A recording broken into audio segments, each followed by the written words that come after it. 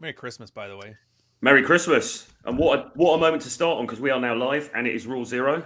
And it is the last weekend before the big weekend, Christmas weekend.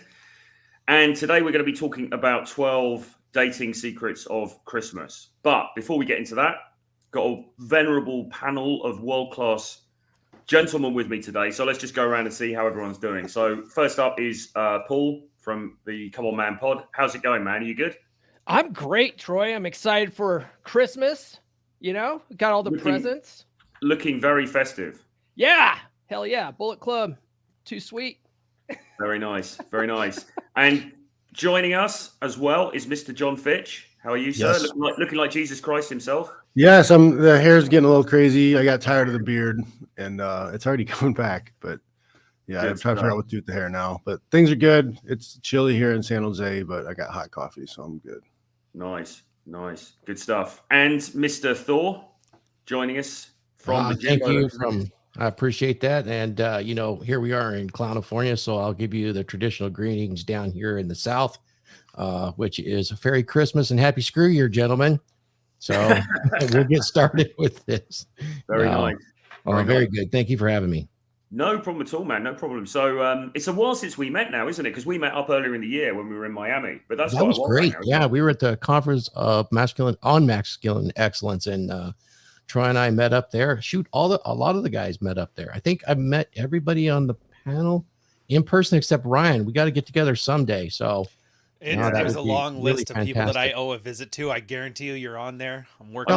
We'll get there.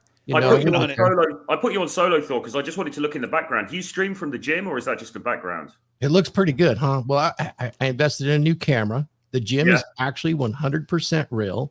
Oh, right. The overlays are coming out of OBS, but it is actually a static image of the gym. I could actually broadcast in this position, but it's not practical. There's too much echo. Oh, fair enough. But that is the gym, yeah. But it's not actually, it's the image of the gym as opposed to the actual gym. Yeah, I actually took the time to set up my portable studio and take a photograph so that it would have that appearance. So I did put some thought into how I wanted the background to look. Yeah. As if my studio was in the gym, which I do have a portable one. Because in between when you're commenting, you could go and like pump out some bicep curls or something in between. Yeah, but I wouldn't want to hurt you guys' feelings or anything. Make you feel inferior and insecure. Right? Absolutely. And Mr. Ryan Stone, who hasn't met anyone on the panel, and the reason is that Ryan's actually 3'4" in real life, so he doesn't want to reveal that. The reason Trudeau took our passports. That's son of a bitch. We all have to go up to Canada to see Ryan. Took your passport. Yeah. Well, no, the COVID, we had travel restrictions. Right. I'm like, I'm not taking 18 blood tests and giving my firstborn in a semen sample just to leave to go to Kentucky. Like, I'm out of here. Crazy. That's crazy. Dude, Troy, the book is done. That's why I'm happy and drinking. Book 2 is done. I'm staring at it. I just got to put it onto page, and it's like all the words are there. I'm so happy. And I'm not going to get cut on your podcast, but afterwards, definitely. Case in point, I don't know if you can read that from here. No, what does it say? It's an Irish whiskey called Writer's Tears. There she is. Yeah, that's my I finished a book celebratory whiskey. So I'm gonna dip into that for the Christmas season. Watch some Die Hard. How many words is this one? It's a bit bigger than the last one. It hit, I think, 67. Right. Wow. There. I could get the exact count, but I'm not staring at the fucking thing anymore today. Yeah, so it's good. Congratulations. Didn't you lose a load of it last time? Well, yeah, you know me, I always lose. My 21con speech, remember that where I lost it 2 days before and I had to rewrite the damn thing? Yeah. Yeah, I lost about 30% of it, so I rewrote that, which was probably better off anyway. But it technically was going to be a book on dread, like, how to deal with a dying marriage. Once it got to like the size of, what's that idiot who killed 6 people? Roman McClay? Yeah. That guy, yeah. Yeah, once it got to be like the size of a Roman clay book, I'm like, dude, we got to split this up. So it's split into 2. Frame and then Dread are going to be 2. So this is volume 1. Oh, I'm looking forward to that. That'd be fantastic. Yeah, that's really good. So you've got Frame first, and then a second book. I figure it's best to learn, like, not to lose your shit on social media before you start trying to not lose your shit to your wife. So that's the plan, anyway. Yeah, fair enough, man. Fair enough. Or take your girl out on a dinner date because, dude, this is going to be the greatest way to win her heart. Feed her. Oh, your stomach aches? Well, that sucks. All right, I'll take a kiss on the cheek. That's adorable. Thanks. I'm just gonna go home and not net November anymore. Awesome stuff. it must be a great feeling that you've finally, you got it done and it's all ready to go. Well, I'm sure you've had a boot camp before. Like I'm sure you have good boot camps with great guys, and there's some boot camps where like the guys aren't getting it, and you're just like, yeah. Right when the boot camp is over, that feeling, that's the feeling. Yeah, exactly. I've got to buckle down. I've got to buckle down and do some writing next year because I haven't written anything for ages, but it's in the plan. I'm going to write a book next year. It's going to be about. It's going to be about bachelor life, the rules of bachelor life, and what to do and what not to do, plus a load of memoirs. I like your books. Experience. I still have the Approaching After 40 on my bookshelf here. And you're like the most qualified author out of everybody in the red pill space. I don't think people know this. Like you are officially a wordsmith, like a professional, aren't you? Yeah, I mean, you can say that. I mean, I think you're a professional because you've written a book. I think that's the only qualification. No. Really, you know what I'm talking about. Yeah. Work in the space like you. Yeah, I did a postgrad in. I don't think that's the real Aaron, by the way. Well, fake Aaron Flirting. It helps to be a god amongst men. Indeed. Yeah, Mr. Bond, God amongst men. Yes, yeah. So no, I did a postgrad in writing, but I mean, I think anybody who picks up a pen is could be a writer really, but. Yeah. Anyway, it is what it is. Not that easy. Hats off to you guys. That is incredible, and your books was good, Ryan. I'm looking forward to it. I mean, I'm putting my hand into that area, and it is not easy for us non-writers. Dude, I'm not even against the wall. I know, man. It's a very hard struggle for me to force myself to sit down. I'm not bad at writing. I've written 2 books, but to force myself to just labor through that, it's such a fucking I've definitely nightmare. found myself making more excuses than actually taking the time to write. Most people do. I've been writing my 3rd book for like 3 years or 4 years now. But you have 2 now. You get to say I'm a writer, and then you don't have to add no homo at the end of it. Yep. Like that's what the 2nd book gives you. That street cred. But I wrote a bunch of things like a few years ago. I've written like 11, like ridiculous, like 11 books. I mean, some of them aren't very long, to be fair. Some of them are part of a trilogy and stuff, but still. Yeah. And then I just haven't done anything for them. I basically met James Tusk, and then everything just went out the window. Typical pickup artist ruining our greatest heroes. Exactly. Tusk ruined you. Pretty much. But anyway, so basically what we're going to do today, I've got 12 little nuggets of wisdom about dating that are sort of counterintuitive for a lot of people. I mean, a lot of people watching this, they might think, yeah, that's obvious. We know that. But a lot of people won't, because as I was saying just before we went live, having worked with quite a large number of guys this year in various countries and so on, what you find is that a lot of people they want to do training for day game or for, how to get better social skills, how to approach women and so on. And we all think that everything in the red pill space, everything in the game space, we all think everyone's like Ryan Stone. They're basically like a scholar of the red pill who knows everything that's been written for the last 20 years. But actually, like the majority of guys out there are really clueless about this stuff. Yep. No idea. Some of us are playing catch up, Yeah, we're trying to read all the stuff that Ryan talks about. Yeah, exactly. So I think we can all, and it's very much become apparent to me. I can sit here and think, well, everyone knows this stuff already. Why are we repeating the same stuff? But the truth is, there's always new people coming out, including people who've come out of marriages. People who are older and they've come out of a marriage or a long-term relationship, and they're very green about a lot of the real dynamics of relationships. So, thought we'd go through 12 of sort of little nuggets about dating that are kind of counterintuitive that people might not know or be aware of. But what I wanted to do was just to use this as a springboard for the panel, just to chat about. Now, some of them I think people will agree with, others maybe they won't agree with.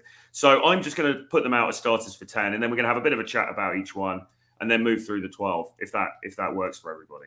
So without further ado, drum roll, please. The first one is: the more you like her, the less she likes you. The more you like her, the less she likes you. Now, I don't know how people feel about this, but this is something that I really had to learn, because inevitably what happened when I was at school was I did have some girls who were interested in me when I was at school, funnily enough, believe it or not. But I would always really fixate on that particular girl, Sally in, biology class or whatever. And she's, oh my God, she's amazing. She's amazing. And I would develop this like almost one-itis with her. Yep. And inevitably, those women wouldn't be interested in me. And I don't know if it's like just bad luck or if it was subconsciously she could pick up on the fact that I was so into her and that sort of put her off. But it's an unfortunate fact of life that we crave the things we can't get. And if you really, really want her, that in some way seems to always put her off. So what do people think about that? Does that make sense? Or is this just it's very true. It's very true. It seems counterintuitive. Like, why shouldn't you like her? Why shouldn't you go all in if somebody you like? The problem is you don't know that person. You don't know them at all. You don't know if you like them. You're just attracted to them. You're interested in them. You need to spend months, if not years, with them to really understand if you like them or not. So if you put a sniper scope on that one person and say, that's the person I really like, and I like her so much, you're going to start putting out vibes like a creep, generally. And you come off as needy. You come off as one of these like pick me type of guys. And it's really a message about don't overinvest early in the relationship, because you don't know the person yet. You really have to take it step by step and see whether or not this person is even likable. Just because she's hot doesn't mean she's the one. Yeah, absolutely. I totally agree with that. And that was the mistake I was making, because it was just literally, she's cute. And I didn't really know much about her at all. Then you start fantasizing about all these scenarios of you like dating and going out and going on trips, and you just saw her, and 5 minutes later you've already like planned the next 40 years of your life and kids with her. Yeah, exactly. I wanted to add to that. So a big problem that guys have too is that they don't treat all women the same, right? There's like fat, ugly chicks. They don't give them the time of the day. And then there's these hot chicks that these guys are like, oh my gosh, she's so hot. They put her up on a pedestal. And like women can sense that. And they don't really want to be on a pedestal because of the whole like hypergamy thing, right? Like women need to sort of look up to you. And if you put her on a pedestal, now she's above you and looking down at you, and she's going to, treat you accordingly. So, yeah. And the reason it's counterintuitive, like John was saying, is that it should be obvious, shouldn't it? In a perfect world, it should be, I really like her, so therefore I'm going to show her I really like her, and she's going to appreciate that, because who doesn't want to be liked? And then she's going to want to jump into bed with me. But the reality that's what we've been taught. We've absolutely been taught that. Yeah, everywhere we go is listen, be the nice guy, right? That's what everybody's taught. But here, I have a story for you. A few years back, I was training NPC bikini competitors, and one of the bikini competitors, a beautiful Filipino gal, young, all the guys were dating her and things like that. And she was complaining to me that the big problem she had with these guys, even the guys that look like Chad, what they would do is after the first date, they'd start shipping flowers to her, start proclaiming love and exclusivity and trying to lock her down. And it drove her batty. She hated it, and she hated the guys, and she'd break up with them because they became clingy immediately.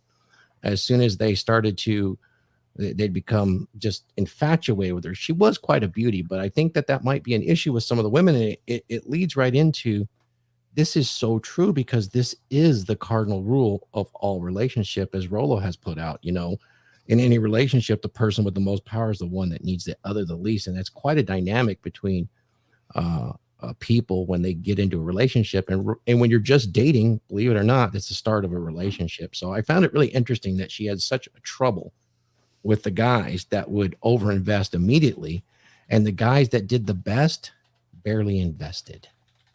Yeah. That was something that I had a problem with early on when I was dating, was that I was always the guy pushing for a relationship, right? I'd go on like 1 or 2 dates. She treated me nice, and I was like, so where's this going? Like a total loser. And I didn't realize that it's sort of like, you have to let the woman come to that on her own. It's got to be her idea. And if it's not, it's just not going to fucking work out. So your only job really is to just hang out, have fun, and hook up. Like that's your only job until she brings up the talk. And that's where you want to be. If that's what your goal is, I should say, that's where you want to be. You want her to bring it up. Interesting red pill phenomena. She told me that the guys had pretty much a saying in common. They would all tell her at some point that when they were trying to be their true self with her, is that they would tell her that they were the kind of guy they were was a one woman man, and it would turn her stomach. Could you please not sex with me ever, please? Yeah. If you're telling a girl that you're a one woman man, what you're telling her is that you're a no woman man. That means you don't. Like, please, I just want one. I can't get any. Yeah. Oh, dude, we were all there though. I did that in college. I remember this. Like, I was always trying to hit on the girls, and I was very flirtatious and that was fine, but I never got anywhere. A lot of friend zoning. I did notice though, and I wish I was smarter back then, that I got a girlfriend, and as soon as I got a girlfriend, all of these friend zone chicks started showing an interest in me, and I was like, man, that sucks. What about this timing, huh? And it's like, I'm so stupid at the time. I think back and I just laugh at myself, realizing it's showing extra interest. It wasn't even so much that I had a girlfriend and they wanted, like, oh, somebody wants them, well, I want them back. It's just that you act different. It's like you said, cardinal rule of relationships. It's that I may have been sexually interested in a girl, but I don't act thirsty about it. I don't act weird. Because I think we forget that, like, we live in our heads all the time, but the girls live in their heads, and their head has been hit on by guys since they were like 13. Yeah. So every stupid, shitty, like, beta male trait that guys ever do, girls have seen it. They've seen the I'm a one woman man 500 times. They've seen no, I'd never cheat on you, baby. Yep. Just to know that means, oh, he's sleeping with somebody. Like, and they may not be smarter than men, but they got us beaten experience. 100%. Oh, yeah. Almost. But that sucks though. You notice, like, it used to be, like, I don't know how old you are, Thor or Paul, but I'm assuming you're old enough to remember, like, the 90s pre-internet time, where everybody kind of went through this stuff because you were forced to be social. So you kind of went through and you made every mistake that you're supposed to make, and you kind of moved on. And now with the internet age, these mistakes just don't happen. And guys will be 30 and they've never had an experience being friend zoned before because every girl they had was an e-girlfriend, which is why I really like seeing you guys on here, because you're like, hey, just so you know, we learned all this stuff when we were 19, and yeah, you're 26, but don't worry about it. Yeah, better late than never, you know? Yeah, for sure. Well, Ryan, I'll tell you, I'm 60, so been around a little bit, but you're right about the girls. Yeah, I'm kind of the probably the real boomer here. I believe we call you a patriarch in these circles. Yeah, let's just say patriarch. Everyone gets called boomer, but Thor is actually genuinely qualifying for the title. Where we're fake we used to have a phrase for what Ryan was describing. You know, when you get that one girlfriend and all the other girls get interested in you, it's like when it rains, it pours. Right? When it rains, it pours. When you get one drop, there's going to be a bunch of drops. So it always happened, but I wasn't smart enough at a young age to realize that, oh, hey, if I just date girls and be seen with girls, other girls will want to be with me. So I'll be able to date a bunch of girls at once. But I had that beta mindset of, oh, I can only talk to one girl at a time. How horrible that would be to talk to multiple women. That's just an asshole thing to do. I used to have the mentality that dating multiple women would be hard. And I think a lot of guys have that. They're like, I couldn't possibly handle more than one at a time. I mean, geez, they're all crazy. But the fact is, when you're dating multiple women at once, all the other ones that you're dating aren't as important. You're not texting them all the time because you're trying to get validation from them. Because like it or not, guys are seeking validation too, and you're busy all the time. Because you've got to juggle these chicks, and it just actually makes it easier. The hardest part is keeping their name straight. So the best is to just not use their name. Just hey babe, whatever. Yeah. Well, the only thing I would say on that is some years ago I had a rotation of like 5 girls. I think it was 5 or even 6 girls at one point, and it was pretty tiring. Even then, it was pretty tiring because they would come around night after night. One night one of them, next night next one, next night the one after, and it sounds great. It sounds like a dream. Whoa, different girl every night. The reality was it was really, really tiring. So it gets repetitive too. Exactly. It did get repetitive, and in the end, it's just like, oh, this again, And in the end, I let them all drop off because, But no, it gives you like a superpower too, because when the girls get out of pocket or out of line, you just take your attention elsewhere. Yeah. Whereas if you're, if that one in that one relationship with the one girl, then you're stuck and you have to deal with it. That makes it harder. Yeah. One quick last point on this, Troy. This one is so important because it touches on the cardinal rule, but it also touches on how men perceive pre-selection. It's so powerful. Pre-selection is so huge. And when you overcommit right away like that, you destroy any hopes of having that pre-selection and options available, and that really drives her attraction. So just wanted to mention that it has roots that definitely go in that direction. Indeed. So moving on to point 2, and this might be a bit contentious because I think some people have different views on this on the panel, but point 2 is don't go for dinner on the first date. Now, this is an old sort of pickup. This is an old kind of pickup artist kind of a piece of advice. And broadly speaking, I still kind of stick to this. And I still advise guys that I work with to stick to this and the reason is it's not because of any, it's not even like, oh, you shouldn't spend too much money on her or before you've been intimate or anything like that. It's not even that. It's just, I personally don't really feel dinner dates are particularly conducive to moving on to the next stage, to like escalating, because usually you're sitting opposite each other. There's usually that sort of formality of the waiter coming over and there's all the fiddling around and blah, blah, blah. And it can feel like a lot of investment up front, because sometimes, particularly if you go to an expensive place or a fancy place, it feels like, oh, this guy's just trying to impress me with this dinner. And that's kind of what every other guy does. And for me personally, I've always found just going for drinks, just go to a nice lounge, sit down, have a couple of drinks, get to know one another, sit next to one another if you can, and try to make something from that. Now further down the line, I love going for dinner with women, but it's not the kind of thing I'm going to do on the first or second date. However, none of these rules are absolutely set in stone. And I know I'll push back a little bit. So okay. I have a different opinion on this, and I get the point. I get the understanding of like, you don't want to overdo it. You don't want to spend too much money. But when I was, single, and I was dating, I was a single father, I'm a single father. So I only had a couple nights a week really that I could go out. It wasn't like I could go out 4 or 5 nights a week or whatever. So it was very limited on when I could go out. So, I had to make those nights mean something that I went out, and I wanted to have fun. So like I liked going out and eating because I cook and meal prep all my own food. So I'm eating 98% of the time, I'm eating the exact same damn food. So I like to treat myself every once in a while. And even like when I didn't have dates, there were nights I would go out and have dinner by myself. Like I would, and one of the things I do is I go and sit at the bar, and I would go, if I was meeting a date, we would go and meet and sit at the bar, have a drink. And then if the, drink went well, and we'd get food at the bar before we'd go and walk to another bar and walk that food off and kind of exercise a little bit and digest. And that was it was a great play for me. And I didn't go to like super fancy, expensive places. I didn't go to like McDonald's either because I wanted good food. I was treating myself, and they were just kind of like my guest, along with me pampering and treating myself. Yeah.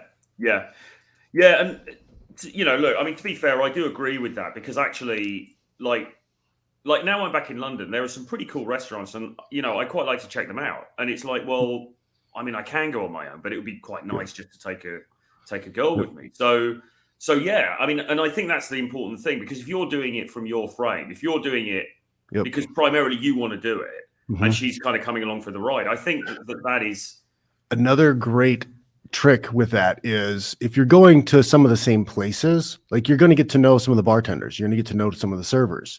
You may even get to know them by name, and then you may become friendly with some of them, and you may end up having a good time just because even if that date isn't very good, at least you get to talk to somebody who's you like. It can also work in that social circle type thing where she sees all these people know you and recognize you and think you're cool, and that boosts your value. Yeah, definitely. There's definitely advantages to it, but I mean, what do other people think? Do you guys? Troy, I love you, man. I love that you brought up this point. I remember this one chick online just lost her fucking mind on me for like coffee dates. I'm going to take a bit of a different approach to it, though. There's a bit of pickup to it. First off, everything you have has value. You need to treat it that way. And if you want to sit down, have dinner with somebody, spend 2 hours of your time, and however much you're spending on in Canada with inflation, it's like $100 no matter what you're getting. McDonald's is $100. Mm-hmm. But here's the thing. If you're worried about the money, then don't take a girl out to dinner, because that's going to come off in your body language that you're kind of cheap or you don't want to spend too much. Secondly, this chick you barely know, why are you giving her dinner? Why are you feeding her?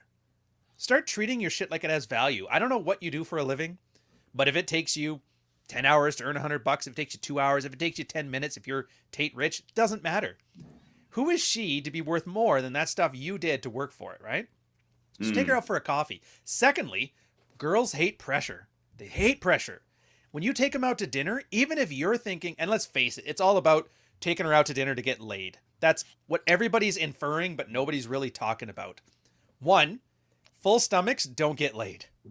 Full stomachs get, oh, that was too much food. I shouldn't have eaten that much. Well, thanks for the date. Gotta go.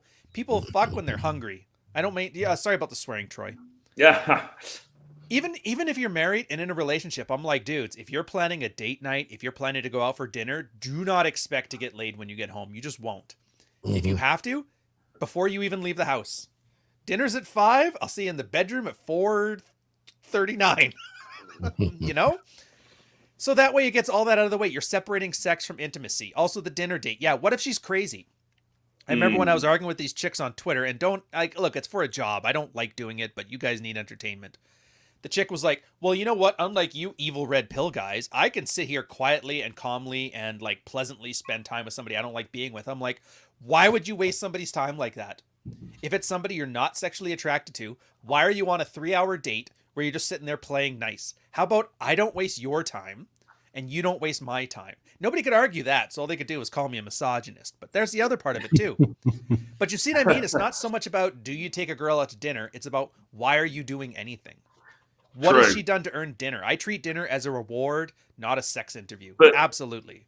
Yeah, true. But I guess, but what John's saying is that. Oh no, he's right. Don't get me wrong. The one thing I kind of like specify with his, I like there's bars in Ontario and BC that they have to serve food. So they kind of like just some finger food, some like quick snacks, just something so legally they meet the mandate. Toppers. Those are the places I love for that. You go there, you get like 6 chicken wings or a thing of fries and you share it amongst each other. You're mostly drinking because let's face it, if you want to get laid, game is great. Your 6-pack abs are great. Drugs and booze. If you can get one of those two down, you're in there. Drugs, booze, and a silver tongue. Put a sentence together. Be fun. Be happy. Girls are bored. Girls hate their boss. They hate their life. They want to unwind. All they want is a cool time with a hot dude. Is that so much to ask for? And you're sitting there, I'm a one-woman man. It's like, dude. No. Yeah, so you take them like lounges. I don't know. Are lounges still a thing? Lounges, like, I haven't seen lounges. Yeah. It's nice. It's chill. They hire a DJ on the weekends. You go in there. And like John said, where you get in friendly with them, dude, if you can find like a pitch and putt golf course, like a 9-hole golf course that you can just F around with on the weekends, and then you find a restaurant or a lounge that's nearby, go in there. I used to love that. I'd go in Victoria, there's a place called Mount Douglas. 9 holes, pretty simple. You go down, there was this place on the water called Glow, G-L-O. Awesome bar. You go in there at like 2 o'clock on a Saturday. Nobody's there but you. You get to meet the wait staff. You get to meet the managers. You give them great, like you tip $20 on a $7 drink kind of thing. They learn your name. They learn you're happy. So when you go there and you bring a date on the weekends or on Thursday or whatever, automatically, oh, I remember you. Come on in. Yeah. Like you get that good treatment. The bartender goes straight to you. They reference you by name. They offer you your drink. They like you. So what they do, and I love this, there was this like 6-foot blonde Australian chick named Jasmine at this place. And what she would do is if I brought a girl over, she would like flirt with me a little bit, just knowing it would help me out. And I'm like, she earns that tip, man. I swear to God, she earns that tip. And then the next day I'd go golfing and I'd talk to her about it. We'd share. It was great times. They invite you to after parties so you can stay and close out the place and have a party afterwards. You want to talk about pre-selection? Go to a lounge or restaurant where they close the place out and then you get to hang there with all the staff and the owner of the place. That's absolutely it. Yeah, that's gold right there. That kind of networking will pay you dividends. Huge. Yeah. But none of this involves taking a girl on a date. None of it does. In fact, she's almost like the after effect of that, you know? Yeah. Yeah. I have a lot to add to what Ryan's saying because he's making a lot of great points here. The thing I don't like about dinner dates is they last too long. So if you don't like her, you're stuck with her until you're done with dinner. So like first date or drinks are nice because if you don't like her, it's over after one drink. It's like no big deal, right? Yeah. Dates add up. Most first dates aren't going to work out, right? You're going to go on a shitload of first dates that aren't going to work out. and that's okay. That's the name of the game, right? So you don't want to be spending a lot of money on a lot of dinner dates for all these chicks. You want to be feeding all these hungry chicks out there, right? Saving the West. Right. Got to save the West by feeding women. Now, another thing too, that, Ryan was talking about having basically two places in one. So you get if you like the chick, right? If you have a backup place, you can do that 2 dates in one experience, right? Because most women will sleep with you by the second or third date, right? You can smash on the first date, obviously, but most chicks are going to play the I'm a good girl card at least on the first date.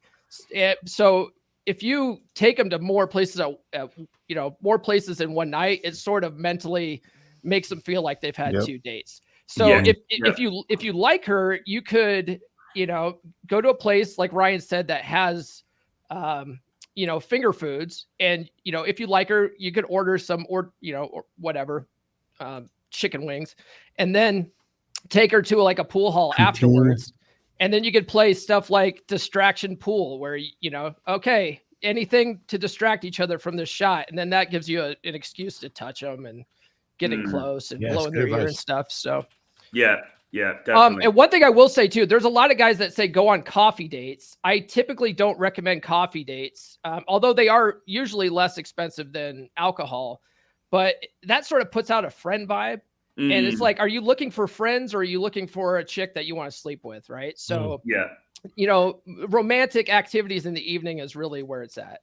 Yeah, I would agree with that. I mean, I think sometimes it depends on logistic, like, when she's available, when you're available. I mean, when I was in Bogota in Colombia and there was one girl, and just for whatever reason, I was leaving in a couple of nights. She couldn't meet up in that evening. So in the end, I ended up going for a coffee date with her, and, fine, whatever, Yeah, I met my current girlfriend on a coffee date because she used to work graveyard shifts, and that was the only time she had to meet up. And I was like, crap. All right, fine. Let's go for coffee then. And it worked out.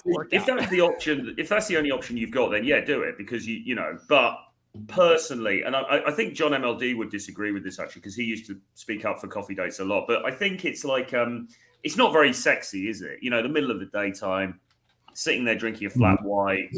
There's probably some, people with screaming kids and all this kind of stuff. I mean, it's not necessarily the right. I think where you're getting the date from kind of plays a big factor in where you go to, because if you met them on a dating app and you've only seen pictures of them, you've only texted back and forth, like, you don't really know what you're getting sometimes. And the coffee date is probably the absolute best for that, because it's the lowest investment. Even better is, let's go for a 20-minute hike somewhere. Help me walk my dog. I have got a bad story about hikes. Oh my God. Not a good one. One thing I want to touch on, though, is what Ryan's saying in the chat here, and he sort of alluded to it, is setting up home turf. Right. So one thing that I would do, and I recommend all guys do this, is have a go-to spot for the first date that you always take chicks to. Because basically the chick should be the only person that's been on a first date with you, right? You've been on this first date 1,000 times. And when you go to the same places every time, like Ryan was saying, that the bartenders know your name and stuff like that, but you get familiar with that place, it's like you've been there before. You relax because you've done it a bunch of times. So, and it also, chicks also like it when guys plan stuff. A lot of guys make the mistake of saying, well, what do you like to do and stuff? And that's just the wrong way of doing it.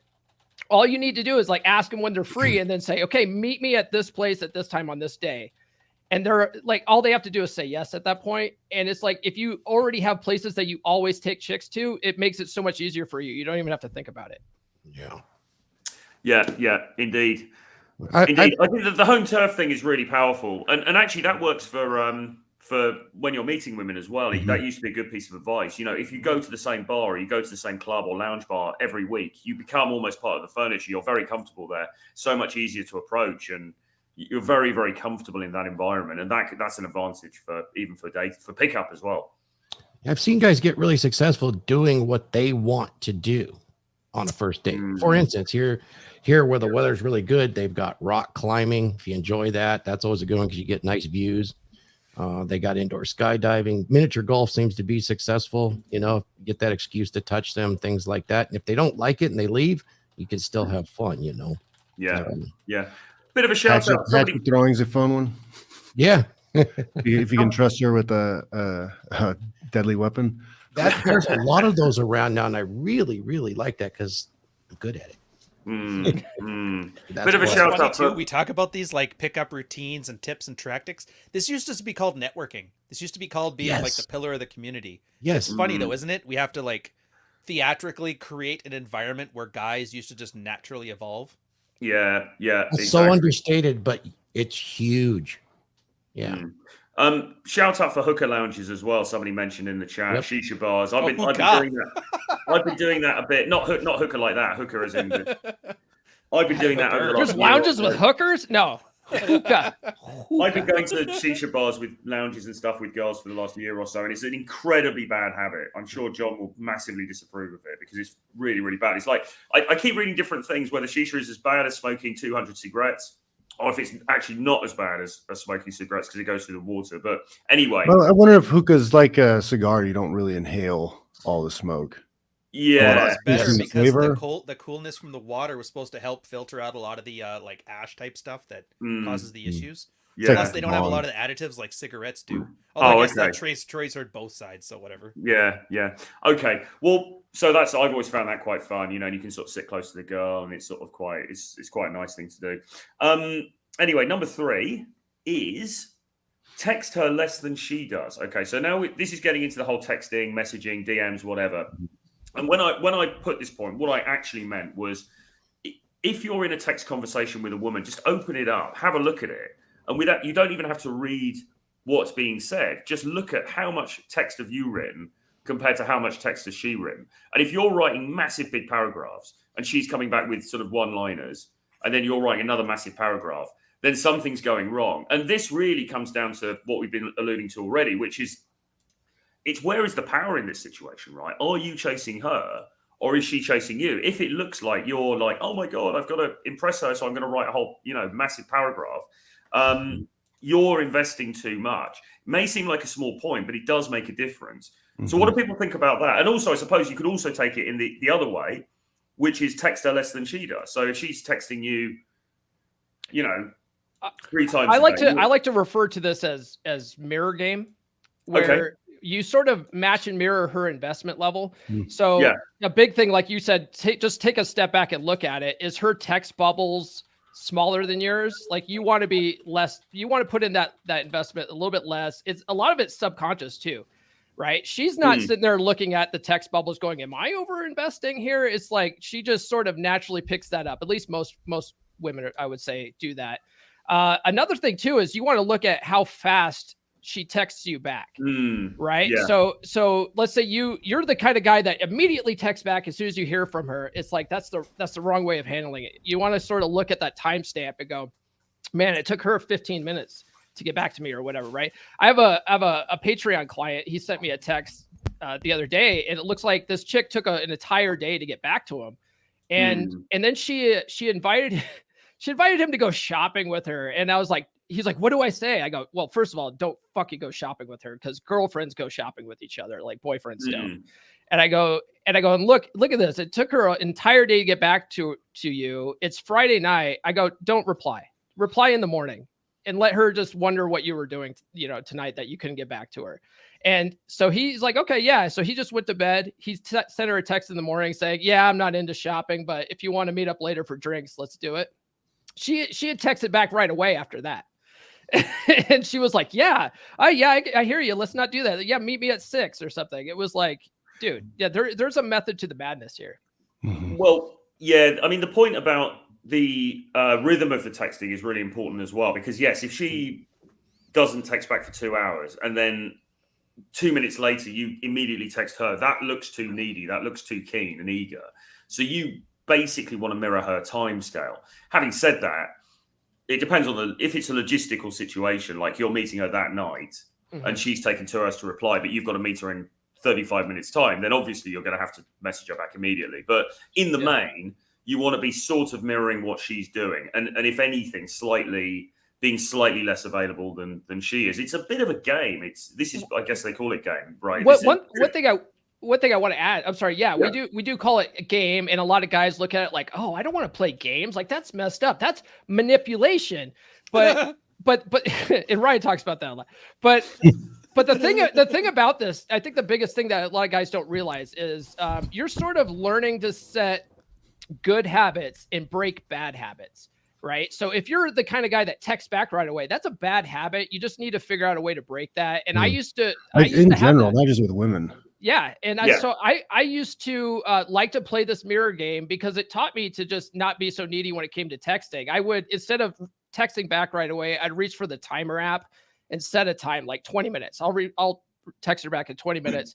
I'd go find something to do. And then I'd come back when the timer goes off and then I'd reply. And what that ended up letting me do is just naturally not be so focused on texting and, work on other things. And then that just makes you less needy naturally. You know what I mean? Yeah. And I mean, the ultimate way to not be needy is to genuinely have other options. We talk about abundance mentality and stuff, but if you've genuinely got other options, or at least that you can create other options, you're just naturally going to sort of care a bit less. And that's why we are highlighting this behavior and making an issue about it, because what you're subcommunicating is, if you are this super, super high value man that women want, right, you are going to already have other women who are interested in you. So you're not going to be so hung up on her. You're not going to be so hung up on responding to her message 2 seconds after she sends it. So I've got a comment on one of these comments here. This AB guy is retarded. He's saying like mere investment or whatever is only a good way for girls who aren't interested in you to stop talking to you. Yes, exactly. Stop wasting your time with women who aren't interested in you. It weeds out the low investment chicks, dumbass. Exactly.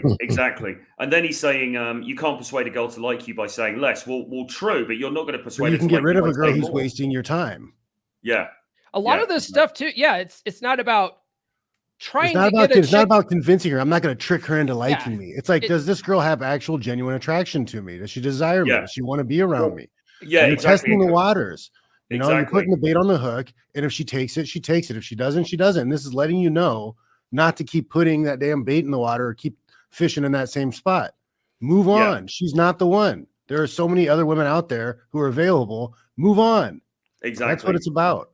And this guy here, Commando Master, saying most girls aren't going to invest much into texting. So unless she's already attracted to you, this ain't going to work. Well, I mean, if she is attracted to you, she will invest more into texting. So that's one thing, because there are women who really like you and they text back immediately and they text a lot, and that you can sense that she's into me because this is really flowing. But I mean, yeah, you're right. If she's not particularly into you, then it's not about this is a technique that's going to work or not work. It's about, is she worth my time and investment or not? I don't believe there's anything you can do really with text game that is going to magically make a girl want to jump into bed with you.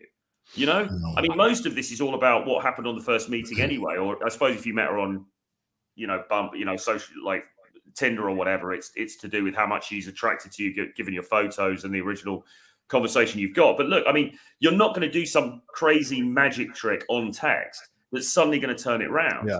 So like Jonathan, it's really about testing the waters. Is she kind of into me or not? And if she's not, well, just let her go. Maybe I'll send her another text. Maybe this text will do it. Maybe this next text will do it. Maybe this text will do it. Oh, I've got a real banger. I'll write her another text and maybe that'll get her. Yeah. One thing I will say to this Commando guy though, is a lot of guys will say that, oh, that wouldn't work. That doesn't work. It's like, have you tried it though? Have you tried it? I mean, they're literally listening to 5 guys who have done it. And had success doing it. It works. We're telling you guys from experience, this works. Okay. It works really well. What do you need? Right. Try it for a little while and see for yourself.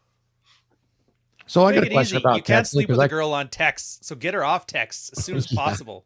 There you go. That's talking about texting in general anyways. Even if she's really into you, don't spend that much time texting.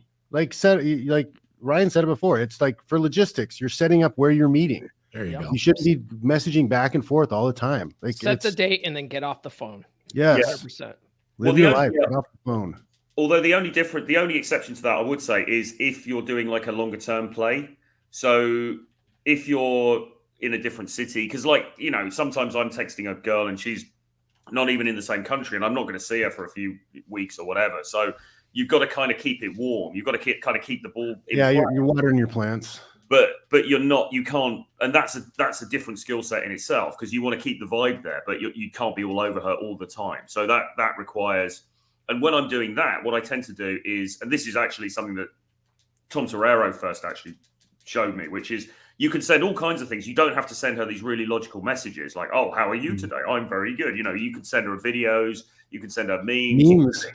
Memes work great. Yeah, just send her like little bits of, crazy news stories. Just send her things so that you're in her mind, but you're not. Girls like cute shit, right? Yeah. Like send her a cute video reel or whatever from Instagram or TikTok or something of a little cute kitten or something ridiculous. Yeah, exactly. So Troy, I had a question. That was kind of where I was leading. When you first use text, it seems like it's almost the same thing as these guys were doing in our first discussion, was over investing via text, sending paragraphs of their lifelong story and kind of ruining the vibe on the text. I've seen a lot of consoles where guys seem to do that, but I like the idea of using it for logistics only. And until you see some sort of interest, or you're keeping that long distance one, you're kind of escalating using innuendo. Yeah, that's a different scenario than what you're talking about, correct? Yeah.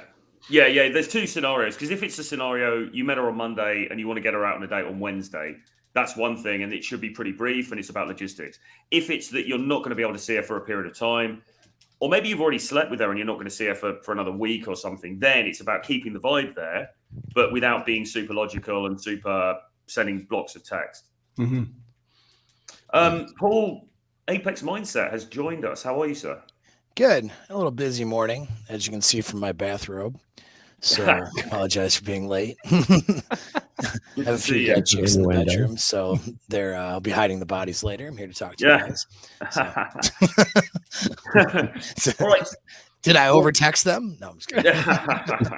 Well, let's move on to number 4, because I've got one, and this one actually I've never done this, and I don't know. I doubt any of you guys have done this, but I read about this just recently in a social media post. So this is something for, if you're very green out there. Don't post pictures of her and you on social media before she does, if at all.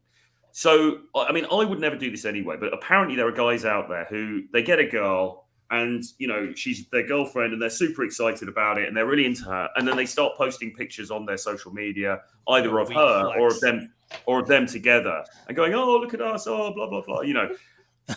That is a chody thing to do, and you should avoid doing flex. That. Hey, then she responds with, "Yeah, you're such a good friend." Talk about a rented Lamborghini of flexing. You know what I mean? Oh, I don't have a follow-up. That's it. I'm just laughing. Actually, our friend, the conference organizer, did this, didn't he? When he got together with the girl who I think he's now getting engaged to. Oh, I heard. Congratulations. Indeed. Right. Indeed. Yeah. But I mean, has anyone heard of this phenomenon? And would you agree with this, or do you think? Yeah, that's a really obvious one. To me, that's kind of like pedestalization, like posting them up too soon, putting them out there too soon, like that. Especially if it's not like a serious relationship yet. You're just dating. You're just hanging out with somebody. I don't think. Yeah. You need to be making big long posts and announcements about it. Yeah, it's like you're pushing for a relationship, and that's just it's not your job, bro. Exactly. And it's like Paul said earlier, and actually it's a really important point. It should be her who's pushing for the relationship. If a relationship is going to come out of whatever you guys have, got, it should be her that's pushing for it. And I was the same, years ago. I was the one, because I was needy and I was, I wanted to have a girlfriend or whatever. Then it would be me who was trying to push for the relationship. And that's really bad frame. Actually, if you want a girlfriend, the best thing you can do is, yes, go and meet girls, but also have a really busy life where you've got other stuff going on and you're not trying to lock her down. You want it to be she's trying to lock you down, because that is the best foundation I've found for something that's going to last longer term. Because otherwise she feels like she's won you too easily, and that's just not a good starting point. Yeah, I think that's like, it's pretty genius for you to mention this as a thing, because I think this is something that a lot of, people who have some experience would never do, right? But a lot of novice people, I see it all the time. I don't even think about it. Like, I forget, where some people's heads might be at, you know what I mean? Who don't have some of this basic information. And it's just good to mention it, man. Cause a lot of people won't understand it, Well, Paul, what I was saying at the beginning was, a lot of this stuff is relatively, I don't want to sound like being a dick here, but like for us, because we some of it's common sense, but not to them. Yeah. But for us, because we it's because of the conditioning, like the social conditioning is like the common sense is you have to put in all this effort. Like look at all the damn Disney movies and all this other shit. You have to do all of these things and jump through all these hoops to get the girl to commit to you. So the guys parody that, mimic that, and the girls are disgusted. Right. Yeah. Right. One area where this might work. I don't think it would, but I obviously haven't tried it because I just think it's a bad idea of doing that. But if you have a picture of yourself with a lot of girls on social media, that does sort of set up that pre-selection. Yeah, well, it's pre-selection without looking like being a tryhard. That's the thing. Yeah. So like if you're at a social event with, girls and like hot girls are there, then I think that can look pretty good as far as, giving you a bit of that pre-selections and stuff. When you have hot girls in your friend group, stuff like that, you have a couple girls like hanging out, like being near you or whatever, but you're not sure who would be your girlfriend, that's good. But if it's like a clearly posed photo where two chicks are hanging on you, unless you're marketing like Troy could get away with it because what he markets, you know what I mean? And it's like, well, that's just my business. That could be the caveat there. But I mean, if there's no reason for that, then it looks really try hard to a lot of girls. It ends up being a turn off. You know what I mean? Because it's clearly a posed photo. But so Troy, what are you saying when a guy takes that photo with that girl after that very first moment and he is leaning in, staring at her kind of creepily? That's not a good thing. Also put a fishing photo on your Tindergram and your Tinder. Yeah, we'll put that as our profile pic. Yeah. Well, and girls are, especially the younger ones, depend on what age, you're dating and stuff, right? But like, especially if she was born after 1990, I use that as a good reference point because her entire life in the sexual marketplace has involved the internet. Like for me, I remember when the internet was not a tool I used to meet women and date women because I'm older. But girls born after 1990, so they're going to be like 2 years old this year, 33 next year. They're, when they became of age to start looking around and dating, there was MySpace, internet was pretty normalized, dating apps started to become a thing. Right. And so they're and taking pictures of yourself and put it on social media was pretty normal. So if that's your girl, all right, she's going to take pictures when she wants to take pictures with you too. Like she's going to be the person to drive that if she's attracted to you, 90% of the time. So let her be the one to say, we don't have any pictures of ourselves. She wants to mark her territory. Right. Yes. Let her be the one to do what I call relationship nesting, where she starts marking territory, leaving shit in your car, getting pictures of you two, starting to, want to set that stage for a future relationship, cutting off for other options. She's got to be the one to do that. And she's not going to do that if you're chasing after it or if you appear to be. And certainly if you throw a photo of you and her up first, man, that's not sending the good message. No, it's like you were saying, Paul. I mean, it seems kind of mind blowing that anybody would think to do this, but clearly there are guys out there who, even though this kind of information's been being put out for years, they're just not up to speed with it. Do you know what I mean? And it's obviously we're here to try and help out and try and educate. So it's just really to sort of pull out some of these no-goes. But a lot of it, I think the common theme with a lot of this stuff is don't invest too much until she does. Really. Yeah. Don't be the one to be chasing her like a puppy dog or to be like really trying to push things through. Ultimately, it should be her that's doing that. And then after that, obviously then start taking her for dinner, post stories of you guys together, whatever you want to do once you're actually dating. But you've got to get to that point first, because otherwise, unfortunately, and I think this is just a general human nature thing, we all kind of want what we can't really get. Do you know what I mean? Like, if there's that girl and she's really aloof and you have to work a bit harder to get her, it just seems more attractive than that girl who's just, all over you immediately. And for girls, I think it's doubly the case because they've got so many options. So they've got girls licking their butts from, all their lives. So if you're the guy that's a bit more aloof and you're standing apart a little bit, that's just more attractive. Yeah. For sure. Just remember, guys, you're the gateway to the relationship. So treat it like that. Don't let them all in. Exactly. So the next point is point number 5. And again, there may be disagreements on this or not, but most men get better results in real life than they do on dating apps. Oh, dude. Yes. It's controversial. Your average man, yes, but the idea is you guys are supposed to be pushing yourselves to not be average. Like the average dude is a big fat poor loser. Seriously. I think I might be the guy on the panel that's like not Mr. Go meet in person. Although I would say, like, if you're overweight and you have good game, though, like maybe that's the case. But there are drawbacks to day game, right? Like you're sort of expecting that chicks that you're into are going to be in your area. Now I live in the middle of nowhere. There's no day gaming out here in the cow pastures. Yep. So like meeting online is huge for guys that are living out in flyover country, I think. Still. But yeah, I think if the problem with online is it comes down to pictures and your bio. So if you're overweight and you just look like crap, like you might want to work on bad pictures even. Yeah, you have bad pictures, like you have some work to do.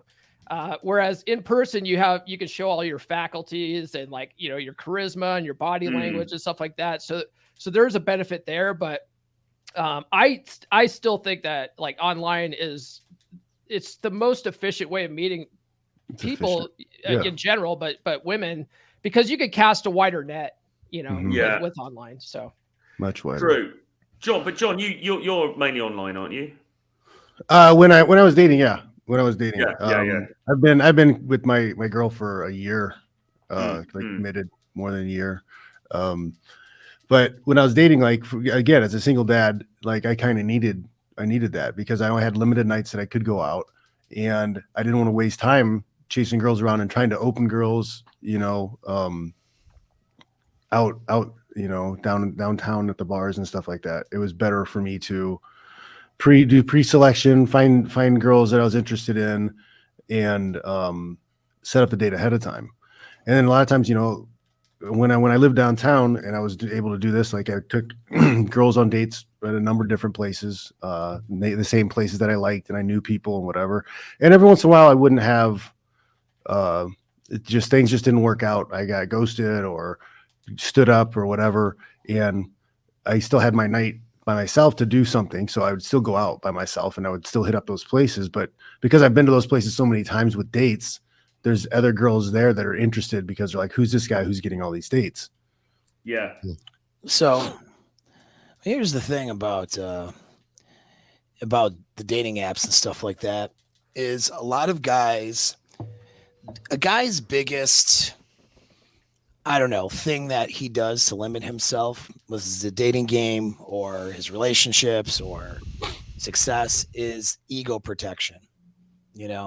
A guy protects himself a lot of times from his ego. He protects the ego. So he protects himself from rejection. He'll try to protect, he'll rationalize why he can't, do something or try to achieve some goal. Right. He'll, crap on somebody else is doing something that he doesn't feel like he can't do, like all that stuff. That's all ego protection.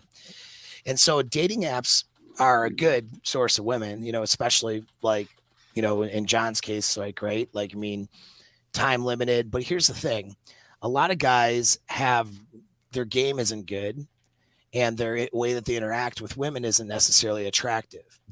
And so if that's kind of where you're at, my recommendation is actually you get yourself out there and you do one-on-one approaches. You get rejected and you fight through that your suckiness at game, and you learn to get better at that. Because if you're good at handling a woman in person, then when you get on the internet, that just becomes an enhancement. It exponentially enhances that ability. But if you're not good with your game, right? Eventually you're going to be in front of these girls.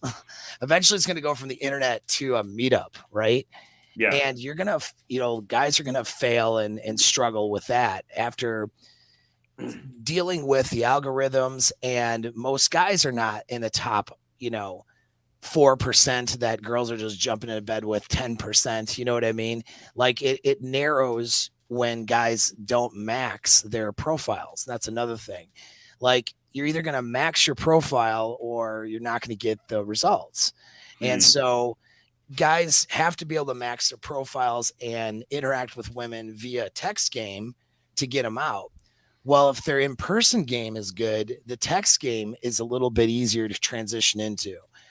It's easier to learn.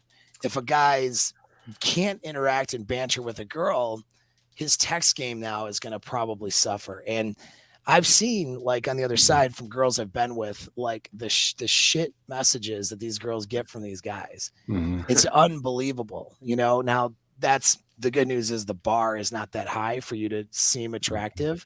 But the thing is, the trick is on the apps and on social media is a big source of women is getting noticed, so you got to get noticed amongst all of this other stuff. And that's only going to happen by maxing a profile or knowing how to open and doing a volume of openers so that girls are like, well, that seems different other than what everyone else is sending me, and moving along into that conversation. But girls who are sourcing from the internet themselves are generally getting attention as the, that's their first thing that they're getting more than necessarily wanting to meet up with somebody. They will meet up with somebody, but they're in the interim, they're getting a lot of attention and they'll use you for that attention.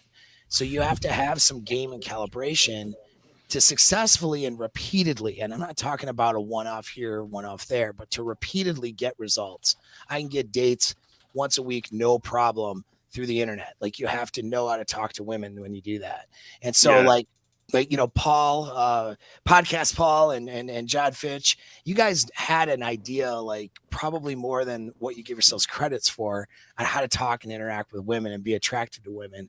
And that's why you're dating. Well, I had to learn a little bit. Yeah. No, I did. Yeah. And a lot of the things you derive from pickup are easily transferable into text game. Sure it is. Sure. Well, it's also, you guys, people think of dating apps too, like they're dating on the app. Like too many guys are texting for days and weeks on end, trying to build rapport on the app. And really it's a sales funnel, right? It's a marketing, it's a marketing lead generator. So you're trying to meet these chicks, you banter maybe 10, 15 messages, and then you set that date, get off the app and meet her in person. Like that's how that works. Yeah. Don't waste your time. Time's a valuable resource. Yeah. If you're spending weeks talking to a girl before meeting up, and I've been through that. I've had girls who I connected with on the app, and then I try to set a date, and they're like, "Oh, well, let's just exchange numbers and get to know each other first." And I'm like, I get to know you a lot faster in person. I'm not I'm not doing that. And like the girls are baffled. They're like, what do you mean? I was like, nah. I was like, if you want to meet, let's meet. Otherwise, good luck. Now, I mean, there's definitely time wasters out there. I mean, I think on a practical basis, I don't need to text with you and talk and chit chat with you for weeks before we finally go out on a date. No, like we can go and have coffee, talk for 20 minutes and find out if we want to do it again. Yeah. Right. Yeah. I think on a practical level, personally, I reckon a bit of both is the way forward. Like, I think because however you get these women into the funnel, it doesn't really matter if you meet her online or you meet her in the coffee shop or you meet her in the lounge bar or whatever. I mean, you've met her, now she's in the funnel. Then the next stage is she going to come out on a date with you? And then the next stage is, is she going to come home with you or whatever? So you want to start that journey with her. So how you meet them, I think, a bit of text, a bit of daytime approach, a bit of the apps, and a bit of maybe night game if that's your thing, and maybe some social circle, game as well. But people are saying in the chat that day game or daytime approach is a time sink. And the only thing I would not when you're good at it though. Well, yeah, the only thing, and I get what they mean. If you're, there's this sort of old school way of doing it where it's like, right, I'm going to go out for 5 hours and do 700 approaches in the mall, and that kind of thing. I mean, yeah, that is a time sink, but the apps can also be a time sink as well. And I mean, I've spent time on the apps, and you could be, the thing with the apps is they're quite addictive because the algorithm is meant to, created to make you a bit addicted to it. So you're going through swiping, then you're messaging. Some of those just fall off and nothing happens and blah, blah, blah, blah. Then you get some of them out on a date and they turn up on the date and you've been catfished a bit because she's not how she looked on the pictures app. are from 2 years ago. I mean, all of that takes time as well. Whereas if you're doing, and the way we recommend day game now or daytime approach is literally 2 or 3 approaches per day. If you're out, walking to the coffee shop, you're in the supermarket, there's a cute girl, go over and have a 5-minute conversation. That doesn't need to take a long time. Exactly. So I get what they mean, but I don't think that the apps are this golden nirvana where, oh yeah, you can save so much time. And they're wrong. And here, let me tell you why they're wrong. People who say that. Okay. Guys who say that, this is just like when in productivity stuff, when I did real estate, and we would say, there's a little technique from Darren Hardy. Take a stopwatch and actually time the amount of time you spent doing productive work. And then like guys who are considered pretty productive would find out that they were maybe like productive an hour a day. You know what I mean? It's that so many things suck your time away and pull your weight and you don't realize it. And so, excuse me.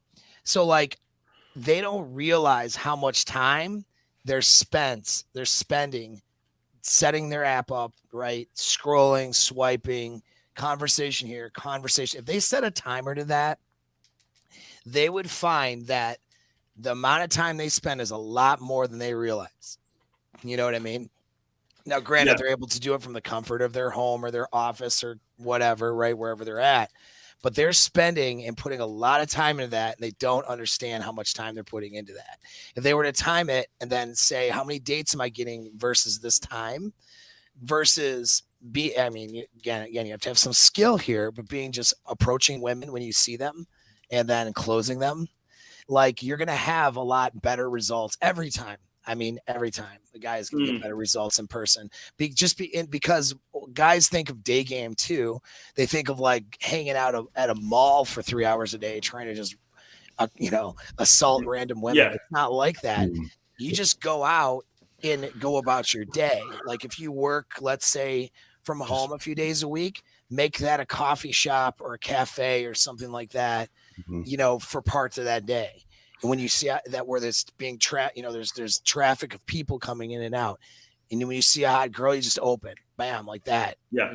Paul, wouldn't you say that you would, we've met, you're like always on. That's Troy too. One of the things they used to call it is old man game. You're always on all the time. So as you're working throughout your day, make those conversations. And don't be exclusive to thinking, oh, I'm going to go get day game now. I got to have my checklist. Yeah. And then I'm going to go do this. That could be somewhat intimidating. But if you're making that conversation just to find out what someone's passionate about, you're 90% there. Would I be correct in saying that, Troy? Yeah, no, definitely. I think so. And AB's come back and he's saying, oh, come on, Troy. That's not true. Anyone approach you? This guy needs his own show. He knows everything. Isn't going to get 99% of guys' results. Well, maybe not. But that's the point. The point is the effort of like what Paul's saying. You going about your normal daily routine. Talk to people. Be social. That's really what it's about. Like talk to the cashier. Talk to the person cleaning the whatever the fuck. Okay, but there's a value in every conversation. Yes, just have fun. Get to know. Be curious. Have fun with people. Be light and a joy. Like you can bring happiness to other people just because you're in a good mood and you're talking and you're being nice. Like you could change that person's day. Like that is contagious and other people see that. So if there's women around, they see you being this force of goodness and fun. You're where the fun's at, even if you're at the grocery store. Yeah. It's easy to be like, oh, hey, what you doing? Oh, those bananas look nice. Have you had any of these? Like this might be for another show, but there is a medium between dating apps and cold approach. Yeah, there's of course. That's social media, because you could do virtual cold approaches on like say Facebook or Instagram, and you can open with video messages and audio messages. That most guys aren't doing that. I have a friend that teaches all that too, and there's a lot of guys that get great results with that. And it's like cold approach, but instead of limiting yourself to a small geographic area, you have like an entire city. You can go through and like, look at chicks' profiles and go, yeah, she's my type, and see her, like see actual pictures of her in the wild, so you can see that she's not catfishing. And, you could do that too. But that takes a lot of effort. That's one drawback I would say to that. Well, here's another. Yeah, go ahead. Sorry, I'm gonna jump in here too. Not to say not to use apps, but I see this stuff in the chat, man. It just makes me laugh, like trying to look at the chat half the time.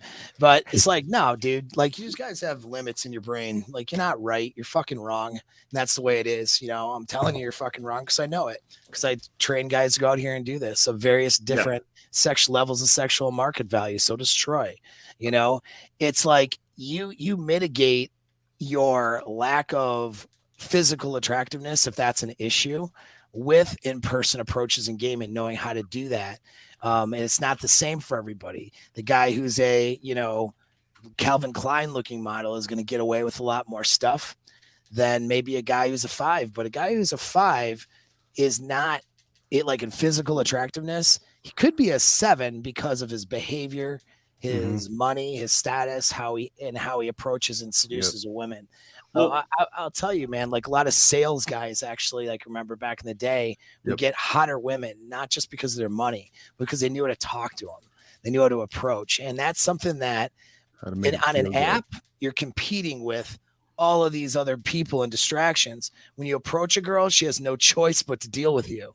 You know what I mean? And so it helps you cut through the algorithm of guys that are trying to get with her when you approach. A lot of these guys in the chat too, like I said earlier, they're not even trying it. It's all self-limiting belief. They're just talking themselves out of it instead of like, okay, maybe this would work. Let's just see. Let's treat it like a science experiment. Let's go out and, do this for 10 chicks and then reassess, if this works for me or not. They don't even try that. They just are like, I'm done. This doesn't work. There's no way. I'm too ugly. Like, that sounds hard. I have to do work. I have to take time and effort to like build myself up. I have to comb my hair and take a shower. That's bullshit. Well, there's a few aspects to this, isn't there? Because I think there's one thing is where you live. And I mean, like Paul's already mentioned that, it's, if you're in a flyover state or somewhere it's not so busy, then the day game opportunities maybe aren't going to be so great. The other thing is self-improvement, because we've all got to self-improve. So yes, if you're going out looking like a sack of potatoes, you're probably not going to get very good results. But, the message that we always promulgate here is you've got to be, money muscles game. You've got to be self-improving the whole time. It's an ongoing project forever, right? All I know is I was out this afternoon. I was working with a client. We were wandering around, just, being social, chatting to different girls. I got a phone number from a Brazilian girl who's going back to Rio today. And then I got a phone number from a girl from Dubai who's in London for over Christmas. Both of those conversations lasted for less than 5 minutes. Will those numbers go anywhere? Who knows? Maybe not. Maybe they will. But that's 2 contacts made in a very short period of time. If you do that every day, then, you're talking like 60 new contacts per month. Are some of those going to come off? Yeah, probably. Probably 1 or 2 is going to come off at least, right? So, and I don't see why, if I can do it, I don't see why other people can't do it, right? Now, yes, you want to try and look as good as you can. It's always work in progress. There's more that I could be doing in terms of my fit. We've all got to work on all of these different areas of our life. But the actual fact of going out and having conversations with people in real life, it's not that difficult. It doesn't take that long, Anyway, that's my take on it. But if we let's move on to the next point, right? So I've got another point here, which is one thing that we always tell guys to do is to sexualize the interaction. Okay. And what I mean by that is to bring flirtatiousness into when you're dealing with a woman, bring some flirtatiousness into it. It's got to be man to woman. It can't just be this super logical, like, oh, how are you? Yes, I work as an estate agent. What about you? You want to bring some sort of vibe into it. However, so you've got to sexualize the interaction, but don't look thirsty. Okay. And the reason I realized this was an issue was because I was dealing with a client the other day, really, really good guy, but I was looking at some texting that he'd done to a girl, and he was sexualizing it because he'd heard us saying, sexualize the interaction, be flirty. But he was coming across as being a bit simpy as well. And the reason that was coming across was because he was sort of saying, oh, I can imagine you in that red dress, that super, and that kind of thing. Yeah, cool. I want to see you in the red dress. So you're referring to her in a sexual context, which is good, because a lot of guys are sort of afraid to do that, and then they lose that sexual side of it. But then he was writing things like, "Oh, a guy can just dream." Wouldn't a guy like me be lucky to get with a girl like you in that sexy red dress? And then you immediately lose points because then you're making out like you never get any girls. Okay, so you've got to bring sexuality into it, but you've got to balance that with not being a simp and not being thirsty. Does that make any sense? Do people know what I mean by that? Yes. Oh yeah, of course. Yeah. One thing I will say, No, good. Just real quick, one thing I will say though, when it comes to bringing sexuality into it, a lot of guys will stick their feet in their mouth when they talk about sex specifically. Some guys can do it. Like some guys are good at it. Read Alan Roger Curry's, the late Alan Roger Curry's book. He explains how to do that really well. But most guys will mess that up.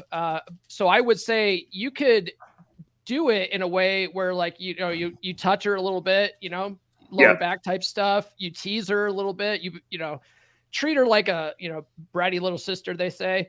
Yeah. That kind of stuff is fun and sort of brings up that sexual tension without having to explicitly say it. I would learn innuendo too. That's very effective because sexualizing and creating that polarity right up front is super important to get that interaction going, I would say.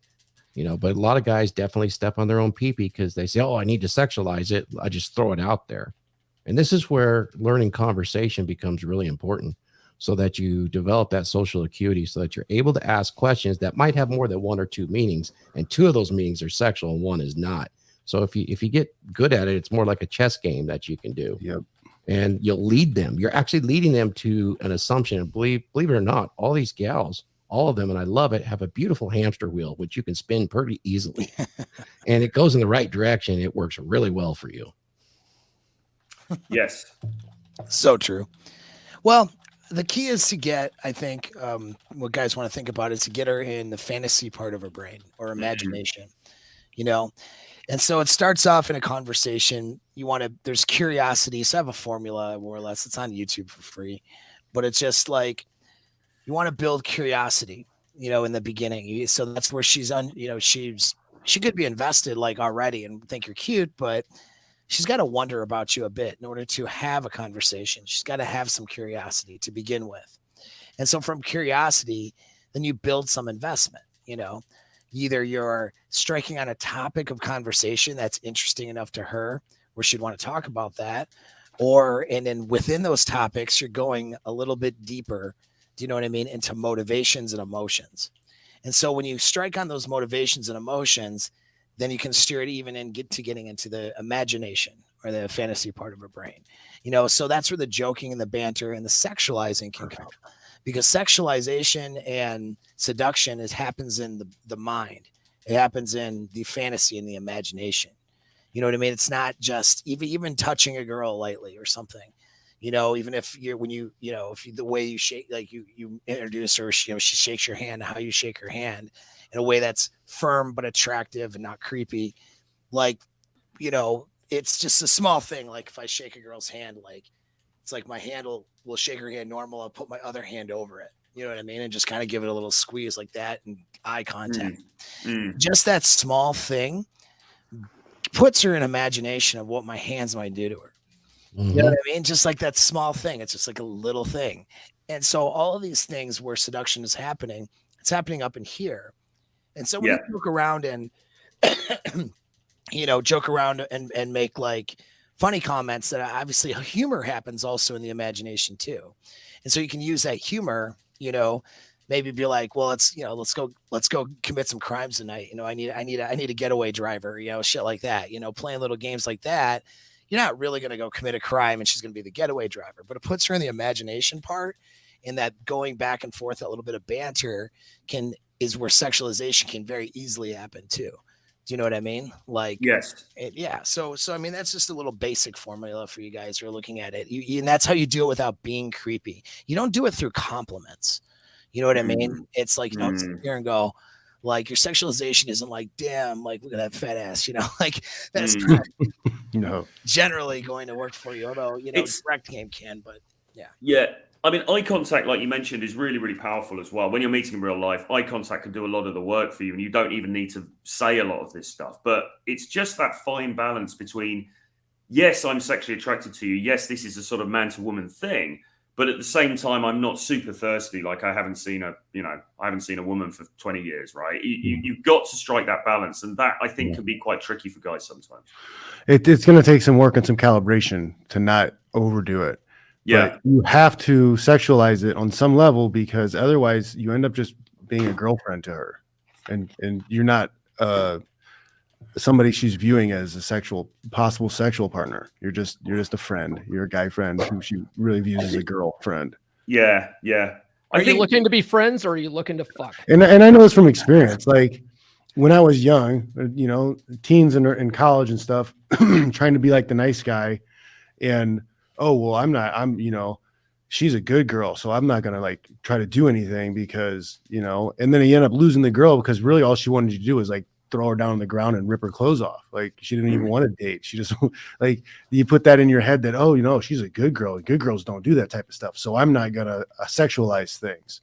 And then, Yes. and then you lose her. She stops talking to you, and then she gets trained by the football team or something. Yeah, well, I've definitely lost a lot of guys that are afraid to sexualize for those reasons, exactly, because they'll sexualize them and they'll overdo it. And then they'll get the challenge, right? Yeah, they're not calibrated, though. That's the problem. Which they will come back and they'll say, "Oh, all you think about is just sex. Is that the deal?" Yeah. And you have to know how to handle that kind of a fitness test coming back. I mean, you got to be prepared to use some of the techniques. Like, well, I am a man, right? We're talking. I'm a man. I just say no. I also think about murder. Yeah, exactly. You got to be able to do serial that. Killer vibe. I get away with it really well. Exactly. But a lot of guys are so frightened I'm of actually it. thinking of killing you. It's that balance between wanting her but not needing her, isn't it? Do you know what I mean? And like everything ultimately comes back to Daniel Craig, James Bond. But if you think about Daniel Craig in those Bond movies, sometimes he'll look at the woman and yes, clearly he wants her, but he's not going to lose any sleep if he doesn't get her, right? Because he's a guy with options. And that's what we want to go back to. It's like, yes, I am a sexual guy. I'm interested in you in a man-to-woman way. But listen, if it doesn't work out, it doesn't work out. I'm on my purpose. I've got other things to worry about, right? It's that kind of vibe, isn't it? Oh, yeah. Mm-hmm. Yeah. It's like, I want to mention something. This is maybe a little bit out in left field here. John Fitch will understand what I'm saying more than anybody on this one. You ever see that guy, right? He's like, I got a black belt in Taekwondo or something, whatever. Nothing wrong with Taekwondo. I actually have a black belt in Taekwondo, one of my black belts.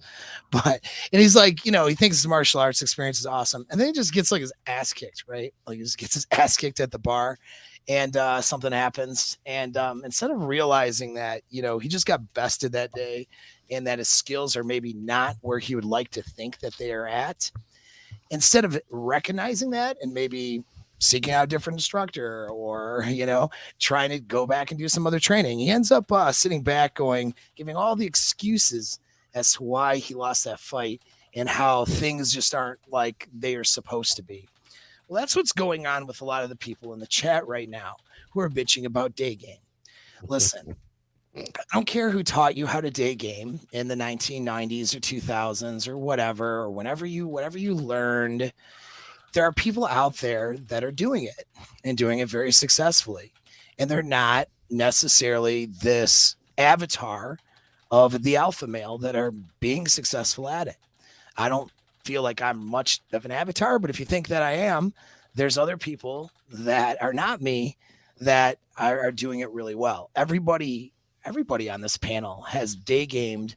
And some of us, Troy he does weekends where he shows dudes how to day game. And let me tell you, I'm sure that a lot of Troy's clients are not super chads. And then they get out there and they use the skills and they start doing well.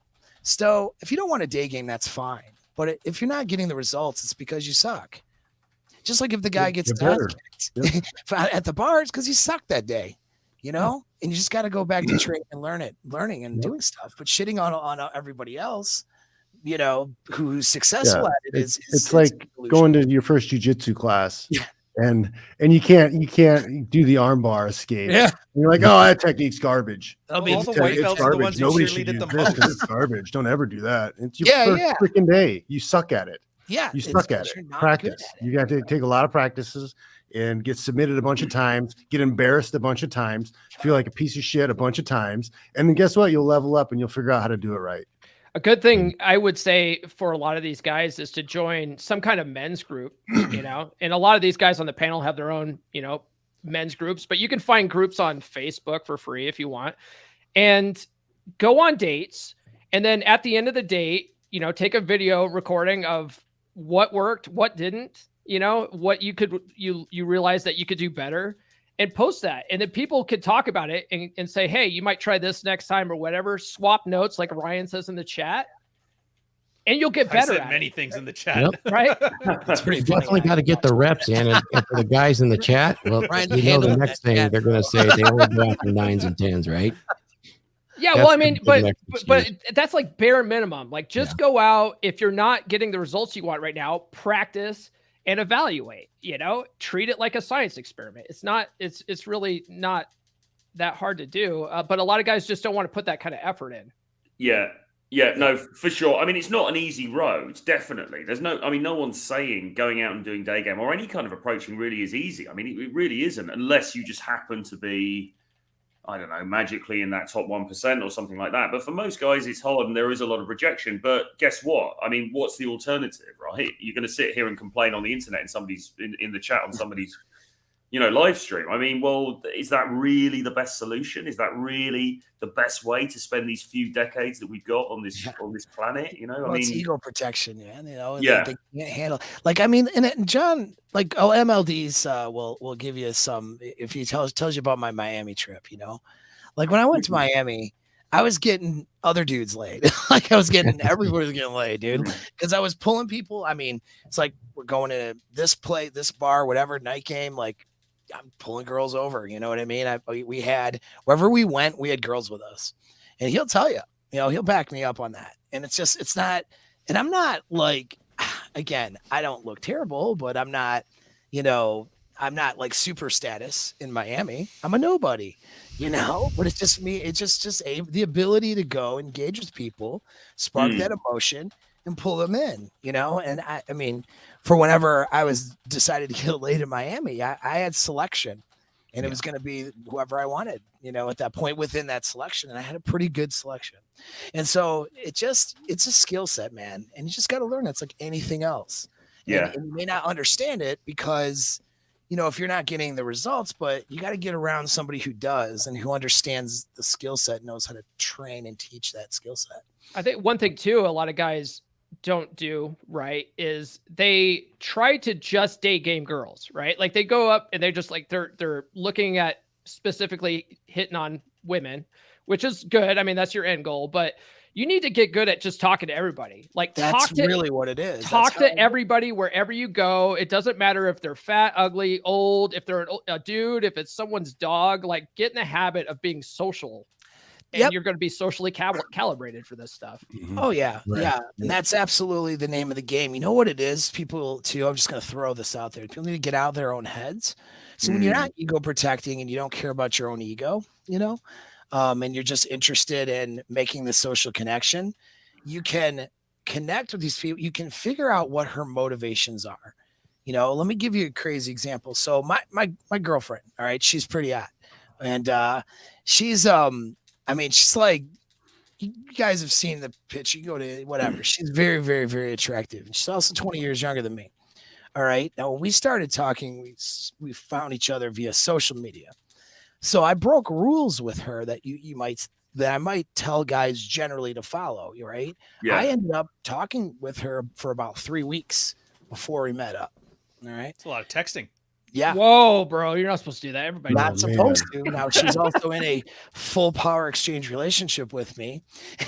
And it's very, very good. Now, how do you transition from this? I must have been in the friend zone over the text, right? No, I wasn't. And no, she wasn't railing out some other dude and all this stuff. Because I understood I abandoned my own ego and my own ego protection. I could recognize why she was shy to meet up. Do you know what I mean? And the reason had to do with like, I don't think I'm of status, but necessarily I don't think of myself, but she thought I was like this status guy, like up here is my Instagram. And she was very, very, very nervous about meeting up with me. And again, this is a woman who, you know, she left the industry because it's not a good industry, but she was an award-winning model when she was in the industry, you know, but she had so many bad experiences from shitty dudes. And she's also very introverted, a bit shy. And she grew up where social media was a normal mode of communication, whereas I did not.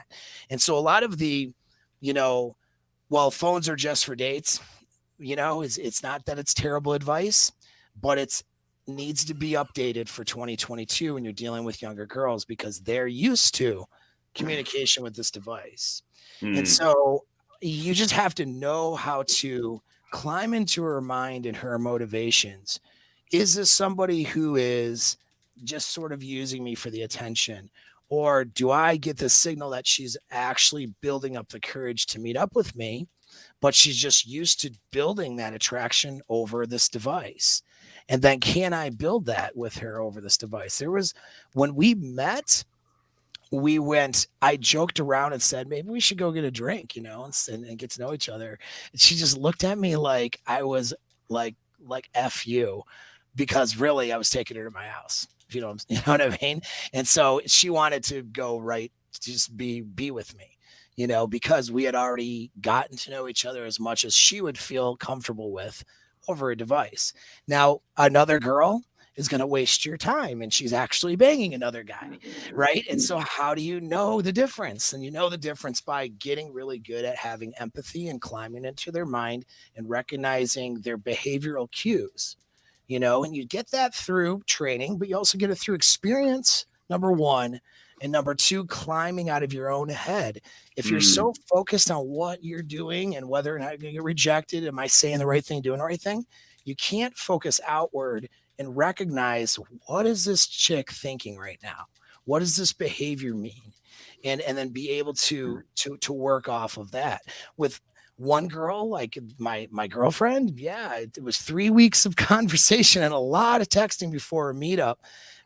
Another girl, I might simply set a date and not have very little text banter at all. It's going to depend on her frame of mind and what she's responding to. And I think guys just need to think about that, get a little bit better at that, you know? Yeah.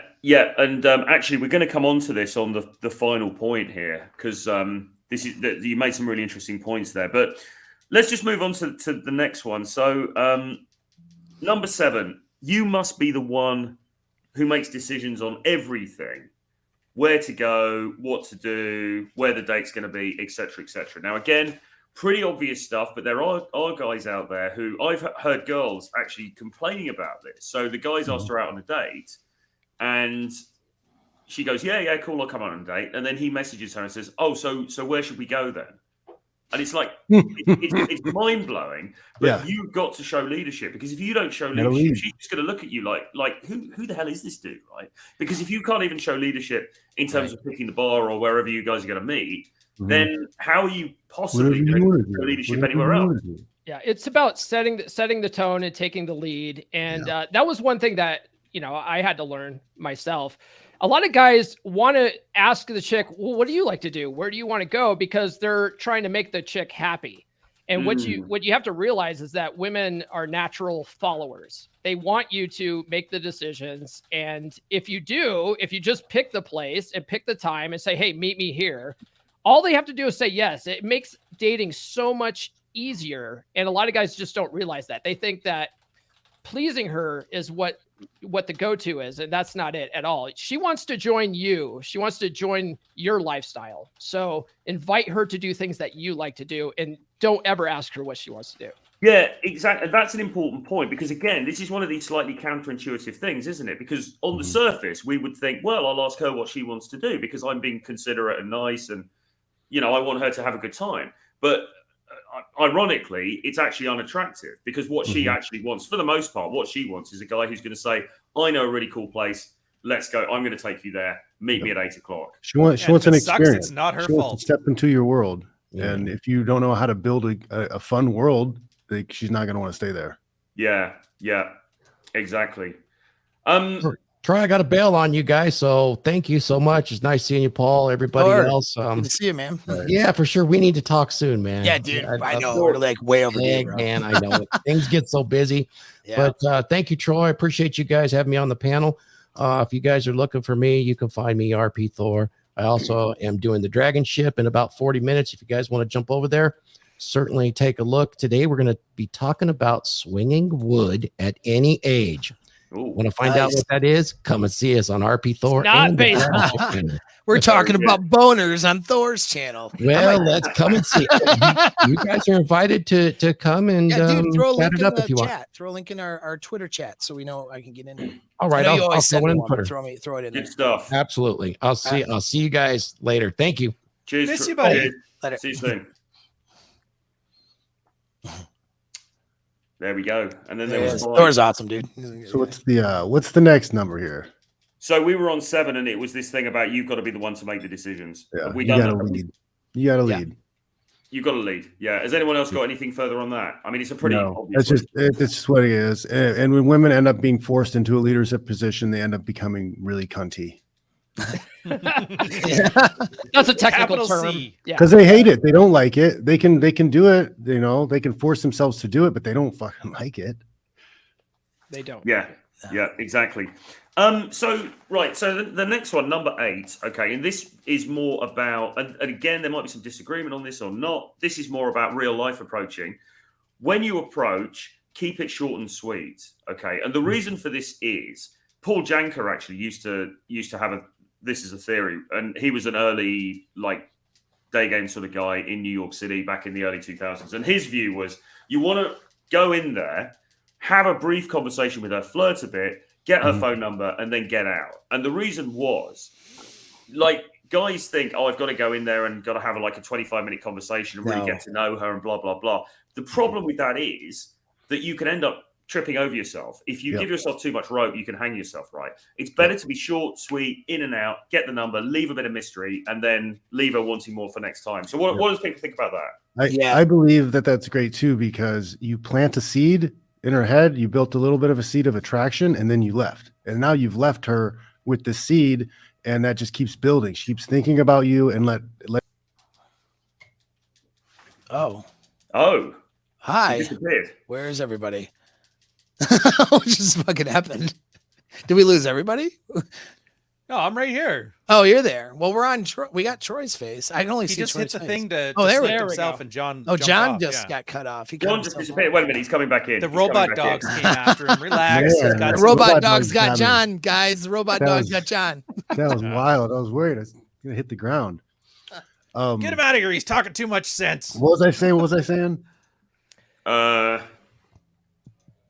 Yeah, keep it short and sweet. So you got the mystery. Keep it short and sweet. Yeah, the girls. Well, you plant that little seed in their head, and then you leave them with that. Oh, I met this cute guy, and he was kind of funny, and he got my number. We'll see if he calls, and then the imagination starts running, and that's where I've heard it used or this phrase a lot, that the woman's imagination is your best weapon in building attraction.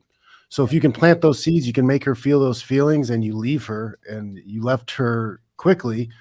Now she starts thinking about you. She'll start obsessing about you. Yep. Also, I want to add too, when you add a time constraint, then when you go up to a chick and say, "Hey, I only got a couple of seconds. I got to get back to my friends or whatever," what you're sort of letting her know that you're not going to waste too much of her time, because she's probably got guys that come up to her all the time, and then she's thinking, how long do I got to talk to this asshole? Yes. But if you're like, hey, I got to get going, but real quick, and then she sort of eases up a little bit and realizes that the conversation's not going to go that far. And then you can, build that rapport quick, get her number, and then get out of there. Yeah. It's a smart way to go. I'll throw some act. Hi, Paul. Hey, other Paul. Hey, other Paul. I mean, we don't need a close up on my face. Believe me, I'm sitting here in a bathrobe. But what do I know? but so here's just some actionable stuff, because this is all good advice, right? Something to try or to do when you're thinking about this is play what I call a Kim's game. We call it Kim's games. It's old. I don't know. It was used in Native American stuff for scouts. Okay. And you would use it to, like, there's a lot of different ways of playing Kim's games, like having a bunch of objects on a table and then trying to remember the details about the objects. Right. But there's a way to do this more or less in, it could be tradecraft, guys. I don't know, where you go out and you observe people. Okay. And you try to get a read and build a story on people. In other words, where do you think what do you think this chick does for a living? What do you think her life's like? You just sort of build this story. What's her mood like right now in the present? Is she bored right now? Is she really into this conversation with her friend? Is she by herself and seriously working, or is she by herself and working to pass the time? Like, you just kind of build a story and build motivations behind that. You do that as a practice without even approaching people. Now, where the skill set comes in handy is when you're going to approach a chick, you get a read on her. Here's the thing about reads. You only need to be 70% right. You don't need to be 100% right.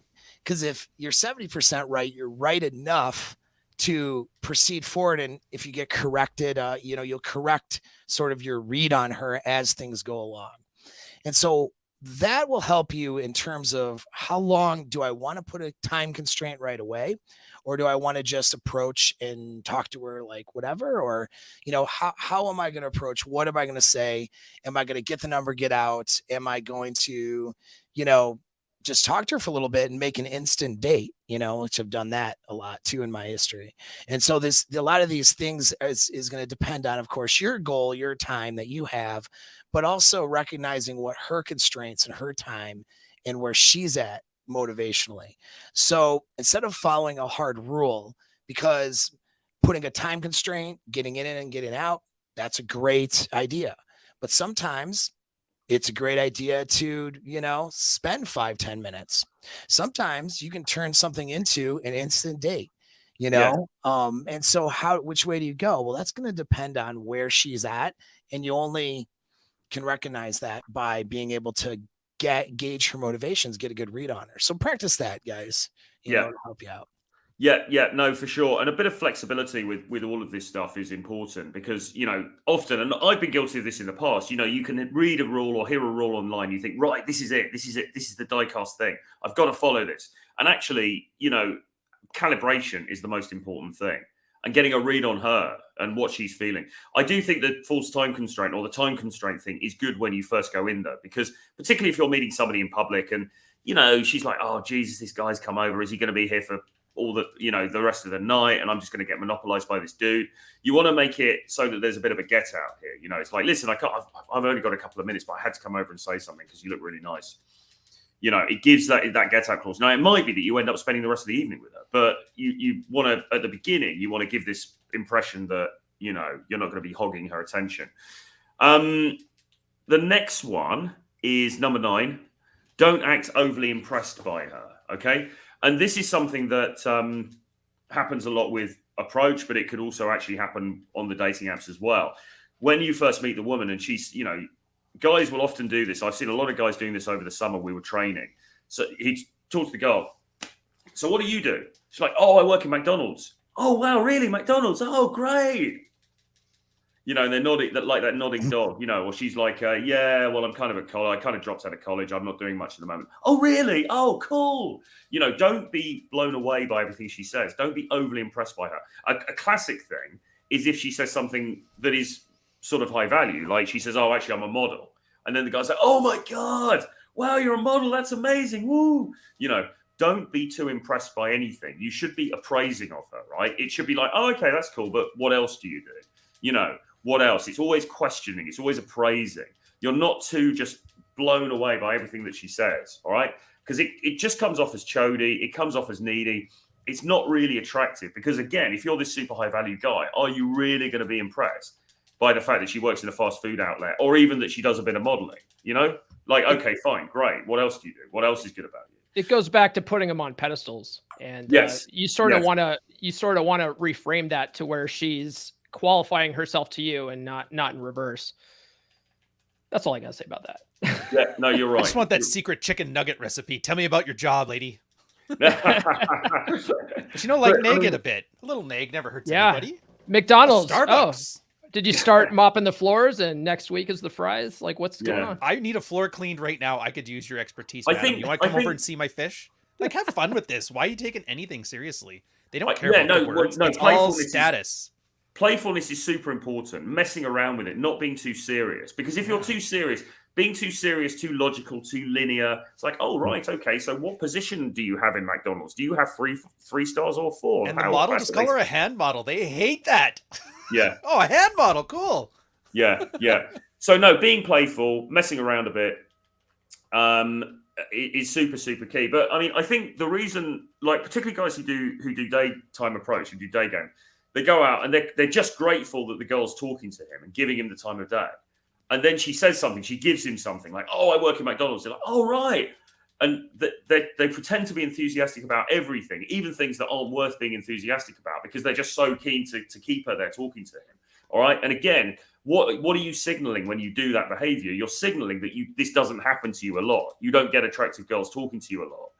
And that is not the sign that you want to be sending to her. Right. So even if that is the truth of the matter, even if this is something quite new for you, you've got to act the part of the guy who this happens all the time. He ends up speaking to attractive girls all the time, and he's not fazed. He's not blown away, and actually he's screening.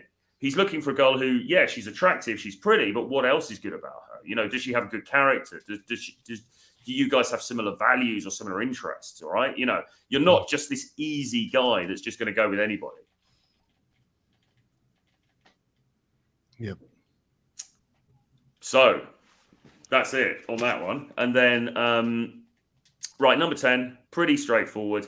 Have other stuff going on. Okay, this is just to take on the old be on your mission kind of thing. If the only thing that you've got going on is her or other girls, it's just unattractive. Actually, I was doing I did an interview yesterday or talk yesterday with this woman called Tallulah, who has a channel called The Feminine Truth. And we were talking about this. And we were talking about she said, even as a group of girls, she's in the club or the bar, and there's a group of guys in there, and all they're doing is scanning around, looking at the girls to pick, looking to pick up. That in itself is low value behavior, because these guys are signaling they haven't got anything else going on. She said it's far more attractive when she was, out and about and young and free and single, if she saw a group of guys and they were maybe celebrating somebody's big win at work, or they were celebrating, a birthday, or and they're there for another purpose. They're not just there for the women. Okay. Yep. If all you've got going on is I'm trying to get laid, I'm trying to meet a woman, that in itself shows low value and it's a turn off. Well, it's man, I think it gives off some kind of pheromone that they can smell too, because that was a big thing I realized in college, was the nights where I was like, you know what? Like, I don't care if I meet girls, I don't care about girls, whatever. I'm just gonna have fun with my friends tonight. We're just gonna go out and have fun. Those are the nights we met the most women. Those are the nights that we got the most numbers, did the most whatever, because we were just having fun. And because we're having fun, we're drawing attention to ourselves. And the girls start standing closer and getting around us and being in a position to be approached and talked to. And I, just having that mindset is like, my goal tonight is to have fun. I'm just going to have a good time with friends and meet people. That is so much more powerful than be like, oh, I've got to get the girl. I've got to talk to girls. I've got to get the number. Yes. This goes back to what we were talking about earlier about texting too, because if you're texting a girl all the time, it literally tells her that you have nothing better in your life going on than her. And so the less you text, the better, because then she's wondering about you. She's wondering what you're up to and stuff like that. And, women actually do like a guy who's focused on something outside of her. They like a guy that is looking at, getting to that next level. And you can't get to the next level if you're just constantly chasing tail all the time. Yes. So, not texting so much gives out the vibe that, you have other things going on. I would also say too, one thing I tell a lot of guys too is don't really be texting and stuff on Friday and Saturday nights, because those are like prime date nights. And even if you don't have anything going on, you sort of want some of these chicks sometimes to think that you do have other things going on Friday and Saturday nights. You're a happening guy. And if you're texting on a Friday night, it tells her, hey, this guy's a loser, man. He doesn't have other things going on Friday nights, So a lot of this stuff is subconscious. A lot of it's like appearance based. but yeah, you know, it goes back to that. Like women, there are things that women respond to, right? Like they might say that they want to be your focus of attention, but they really don't. And they respond more to guys that don't give them that much of attention because they have other things going on. Yeah, and it's all about value. It's all about who holds the value here. So in a classic mainstream paradigm, the woman holds the value because she is beautiful. She's she's young. She's whatever. She's a woman. Every day. She showers. She smells nice. You know, smells nice. That never gets old, man. Yeah. So she's the one with the value, but actually, what she's looking for is a dude who's got other stuff going on. So actually, he doesn't hold her in that high regard. I'm going to quote the great Carl, who used to come on here, and haven't seen him in a while. Carl had a really good observation. I like the way he put it, which was that, you know, the whole thing about sperm is cheap and eggs are expensive, right? Yeah. Referring to evolutionary psych. But what he said was, but you know what? Alpha sperm is more expensive than either of those things. Yep. Something to that effect, anyway. I'm paraphrasing him, and he's absolutely right. When you are a guy who's of value, and it doesn't take a lot to get there nowadays. There are so many uncalibrated men out there. It's very hard for women to find the there's no good men out there thing.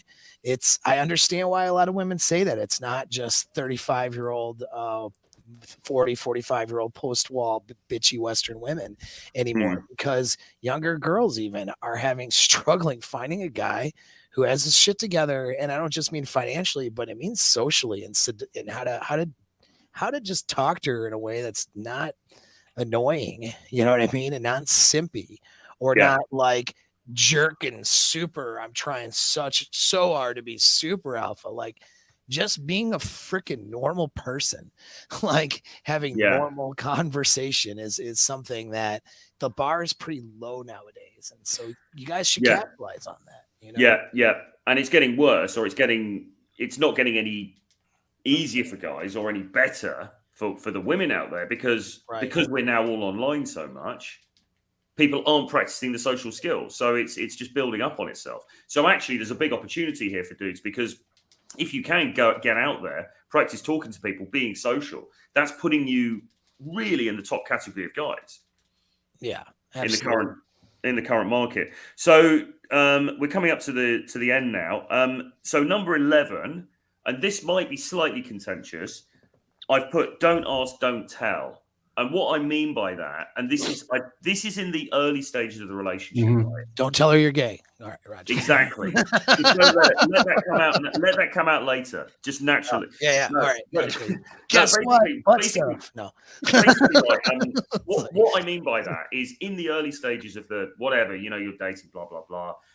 You might be going around seeing other women, right? You're not going to talk to her about that. You're not going to sit down and have a big conversation right in the early stages. I don't know what people think about that, but has anyone got any views on this? I agree. Everything has value, man. Like, why would you tell a girl all these private information and details about yourself? They love figuring that shit out.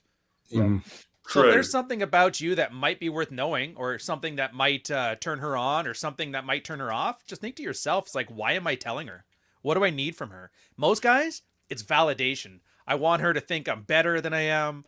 I want her to tell me I'm a good boy, or all this crap. And it's not so much that you're saying anything. It's that you completely don't understand the subtext, and you're essentially supplicating. Well, and I don't know if you know this, but girls hate when guys supplicate, because it just thinks it's like a child vibe, right? Yeah. Well, I guess in the early stages of dating as well, you know, the uncomfortable reality is, before you guys are exclusive, you may be seeing other women. She might also be dating around. Now, I don't, you know. So I would even add, I want to add one thing: that don't ask, don't tell, don't judge. Yeah. Yes. Because she's gonna, if you're judgy with stuff she's telling you, she's gonna quiet up. She's gonna seal up like a clam, and then you're not gonna hear any more juicy intel. If you just don't react to some of the horrible shit she did, she'll just keep talking and she'll expose everything. Yeah. So I would say it's a smart idea too, to just assume she's seeing other people, you know, because she probably is.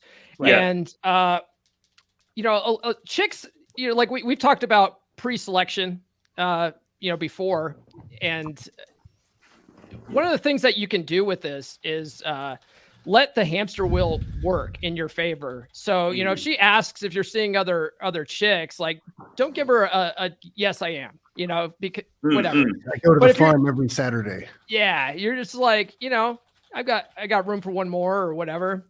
Yeah. Just playfully say that. It's not saying yes, it's not saying no, and it's letting her think about it. And the thing is, if you do have other options, that does make you more attractive. Yes. So a lot of guys mess this up, though. It's that balance, though, isn't it? Because yes, you want to have other options. You want her to sort of understand that you've got other options. So I'll take your screen. Sorry. So uncomfortable close up when you're not talking. You want her to know that you've got other options, but at the same time, if you're just really like out there about it, I've actually banged 3 other women this week. What are you going to do about it? That's probably not going to play very well. So you've got to be a little bit, you're not going to be crude. You're not going to just tell her exactly what's going on, but you're going to, like somebody said, you're going to allow the hamster wheel to work its magic. Let me throw out a word of caution too on this one, because I agree with what everybody's saying, but here's the caution. Women, when they get some dread and some insecurity, even later in a relationship, will bring this stuff out. And if you didn't handle this right, you're going to be dealing with somebody who's, stacking the chips up to look for reasons that you might discard her and that she needs to discard you, and creating this drama when there's too much dread. And so what I mean by that is like, you start off and you're dating somebody, right? It's casual. Well, she's going to start relationship nesting and Xing out her other options and wanting you to have her maybe as her only option, right? Because that's her paradigm. If you want to get out of that, give me a call about harems. But for now, that's probably her paradigm. And so with that, that's when a lot of guys will screw things up. That's when she'll ask, well, are you seeing anybody else? She might do that on the first date, Now, a lot of times when she does it on the first date, she might have more of an anxious attachment style, or it's more of a shit test, in which case kind of just being cocky funny about it is going to be fine. You know what I mean? Like, yeah, I'm dating all of the women. I'm not really dating anybody, but I'm just banging like all these women, and making a joke about it might work well. But if you're like a month in, that might cease to work well. Like, she's going to maybe want to know a little bit. And you have to be careful in how you present this, because a lot of guys will cave in and be like, no, I'm not really, we're not in a relationship. I'm not really seeing anybody else. And then they're like spinning a couple other girls. Well, guess what? When she looks through your phone or has that dread 6 months, a year later, and finds out that you were banging like 2 or 3 other girls while you were dating her for the first 3 or 4 months, right? And because you guys are spinning plates, quote unquote, and she was of the impression that you weren't doing that, you were dishonest. You lied through omission. And so when you lie through omission, it's going to crush her trust level for you for that LTR situation that you're now in. I get a lot of guys in coaching situations who've done this. That's why I'm cautioning you. And so you want to be clear. You don't need to say, if it's at that point, oh, I'm banging all these other women, but it's just a way of handling that communication. Well, we've been seeing each other for like a month. Are we in a commitment? Is that what you're asking me? Are you asking me if I'm committed to you? And then she'll usually fumble around. Well, I'm not saying we need to be like, get a title on it or anything, but I just don't want you banging anybody else. That's not the other.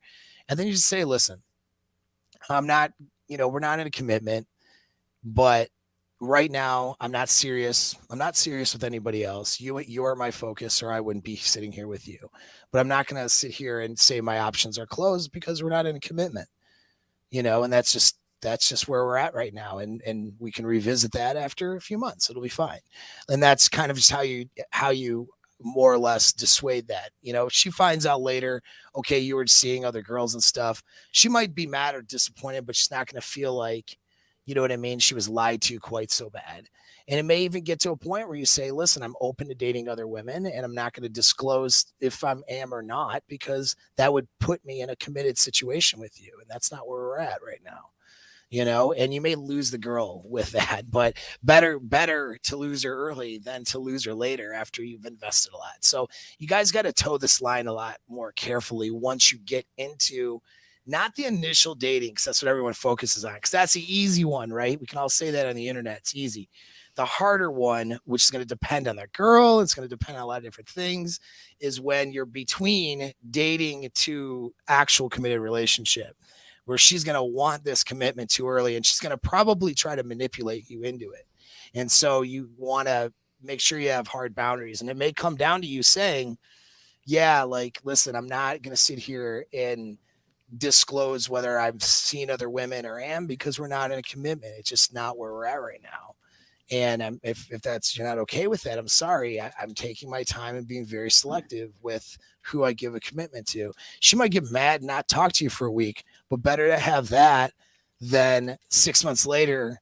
Do you know what I mean? Her finding out that you basically lied to her. If your goal is to get into a long-term relationship, then when she's having that talk with you, that is sort of the start of that talk, where she's trying to push for that too. So if that is your goal with this specific chick, that's a good sign. It's a great sign, but God needs to handle it right, or else he's going to find himself in a big problem later. Yeah, if you're not ready to be monogamous and settle in that relationship, then you need to be like, yeah, I'm just not ready for a girlfriend right now. Yeah, don't do it. You know, the weak thing to do is to let her manipulate you into saying you're doing it, and then to not do it. And now you're just basically lying because you're not strong enough to tell her, hey, you know what? That's not what's going on right now. Not yet, maybe. And we still need more time. And so it's about holding that frame, right?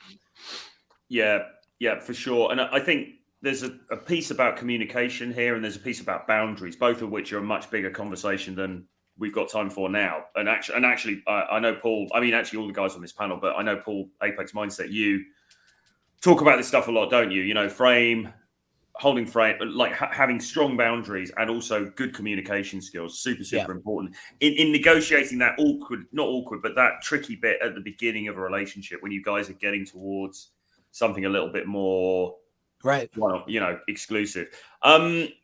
So let's go on to, because we're on 2 hours now. So let's go on to the final point, which is very simply, all the rules can be broken if you have a strong male to female, man to woman polarity. And I've spelled polarity wrong. But I think that's fair enough, isn't it? Right. Yeah. All of this stuff we've been talking about. You can get away with a lot, actually, of doing things differently to what we've said. You can take a dinner on the first date. I mean, so the other night, right? So these are guidelines. They're just guidelines. Yeah. Like, they're not straitjacket. Yeah, you use them for your benefit, but you're not stuck with it. Yeah, and chicks that like you are going to open doors for you. What I was going to talk about in the list, and I locked it off because it's a bit of it's too simple a one to really discuss, but is try and sit next to her on a date, right? So I'll always say to guys, if you can get on a couch and she's sitting next to you on the date, that's the best thing. And that probably is optimal for a date, right? But I went out with someone the other night, and because of the place we were sitting over the table to each other, which I always tell guys, never do that. It's the kiss of death, blah, blah, blah. It was absolutely fine. It worked fine, but it worked fine because, I guess because I kind of know what I'm doing and I knew the right buttons to press and blah, blah, blah. So equally, I probably could have gone for dinner with her, or I probably could have, you can, all of these rules, you can. Could have rubbed your feet. Because look, if Leonardo, it always goes back to Leonardo DiCaprio, right? But if Leonardo DiCaprio took her for dinner and then texted her a big paragraph, is that going to put her off? No, of course not, because her desire for him is going to be strong enough that he can't really mess it up. So if you're high value enough, and if you've created enough of male to female polarity with her, a lot of this stuff can go out the window. The problem is that a lot of guys, particularly when they're kind of new to this stuff, probably haven't. And that's why the guidelines are useful. Do people agree with that? Yeah. Well, did you ever hear the story about, who is it? The guy who played the most recent Batman, whatever, from the vampire movies and whatever. He had a stalker. Right. And he couldn't get rid of the stalker. So he eventually took her out on a date. And then when he went on the date with the stalker, he talked about all his problems and just bitched and moaned and complained the whole time. And she left him alone after that. she ghosted him. She was no longer his stalker because he pushed her away with his problems. Oh, okay. Okay. Well, maybe you can't break. So there is still a limit, I think, even if you have a high level of pre-selection and desirability, there still is a limit that women will tolerate. Yeah. No, fair enough. So maybe you can't break all the rules, but I think you can kind of there's a lot, like, the problem is a lot of people who get attracted to this space, they tend to be quite analytical. You know, that's why I like this rule, Troy. I like that you put this in there.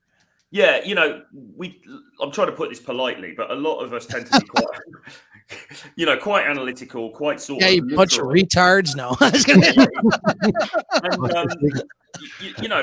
the key thing is to enjoy this, right? Is to mess around, play around with it, try different things, right? And also as well, going on gut instincts, I think, is super important as well. And Paul Apex Mindset referred to this, I think, earlier. It's like some girls, maybe there are going to be some girls, for whatever reason, you do end up texting her for a long time before you take her out on a date.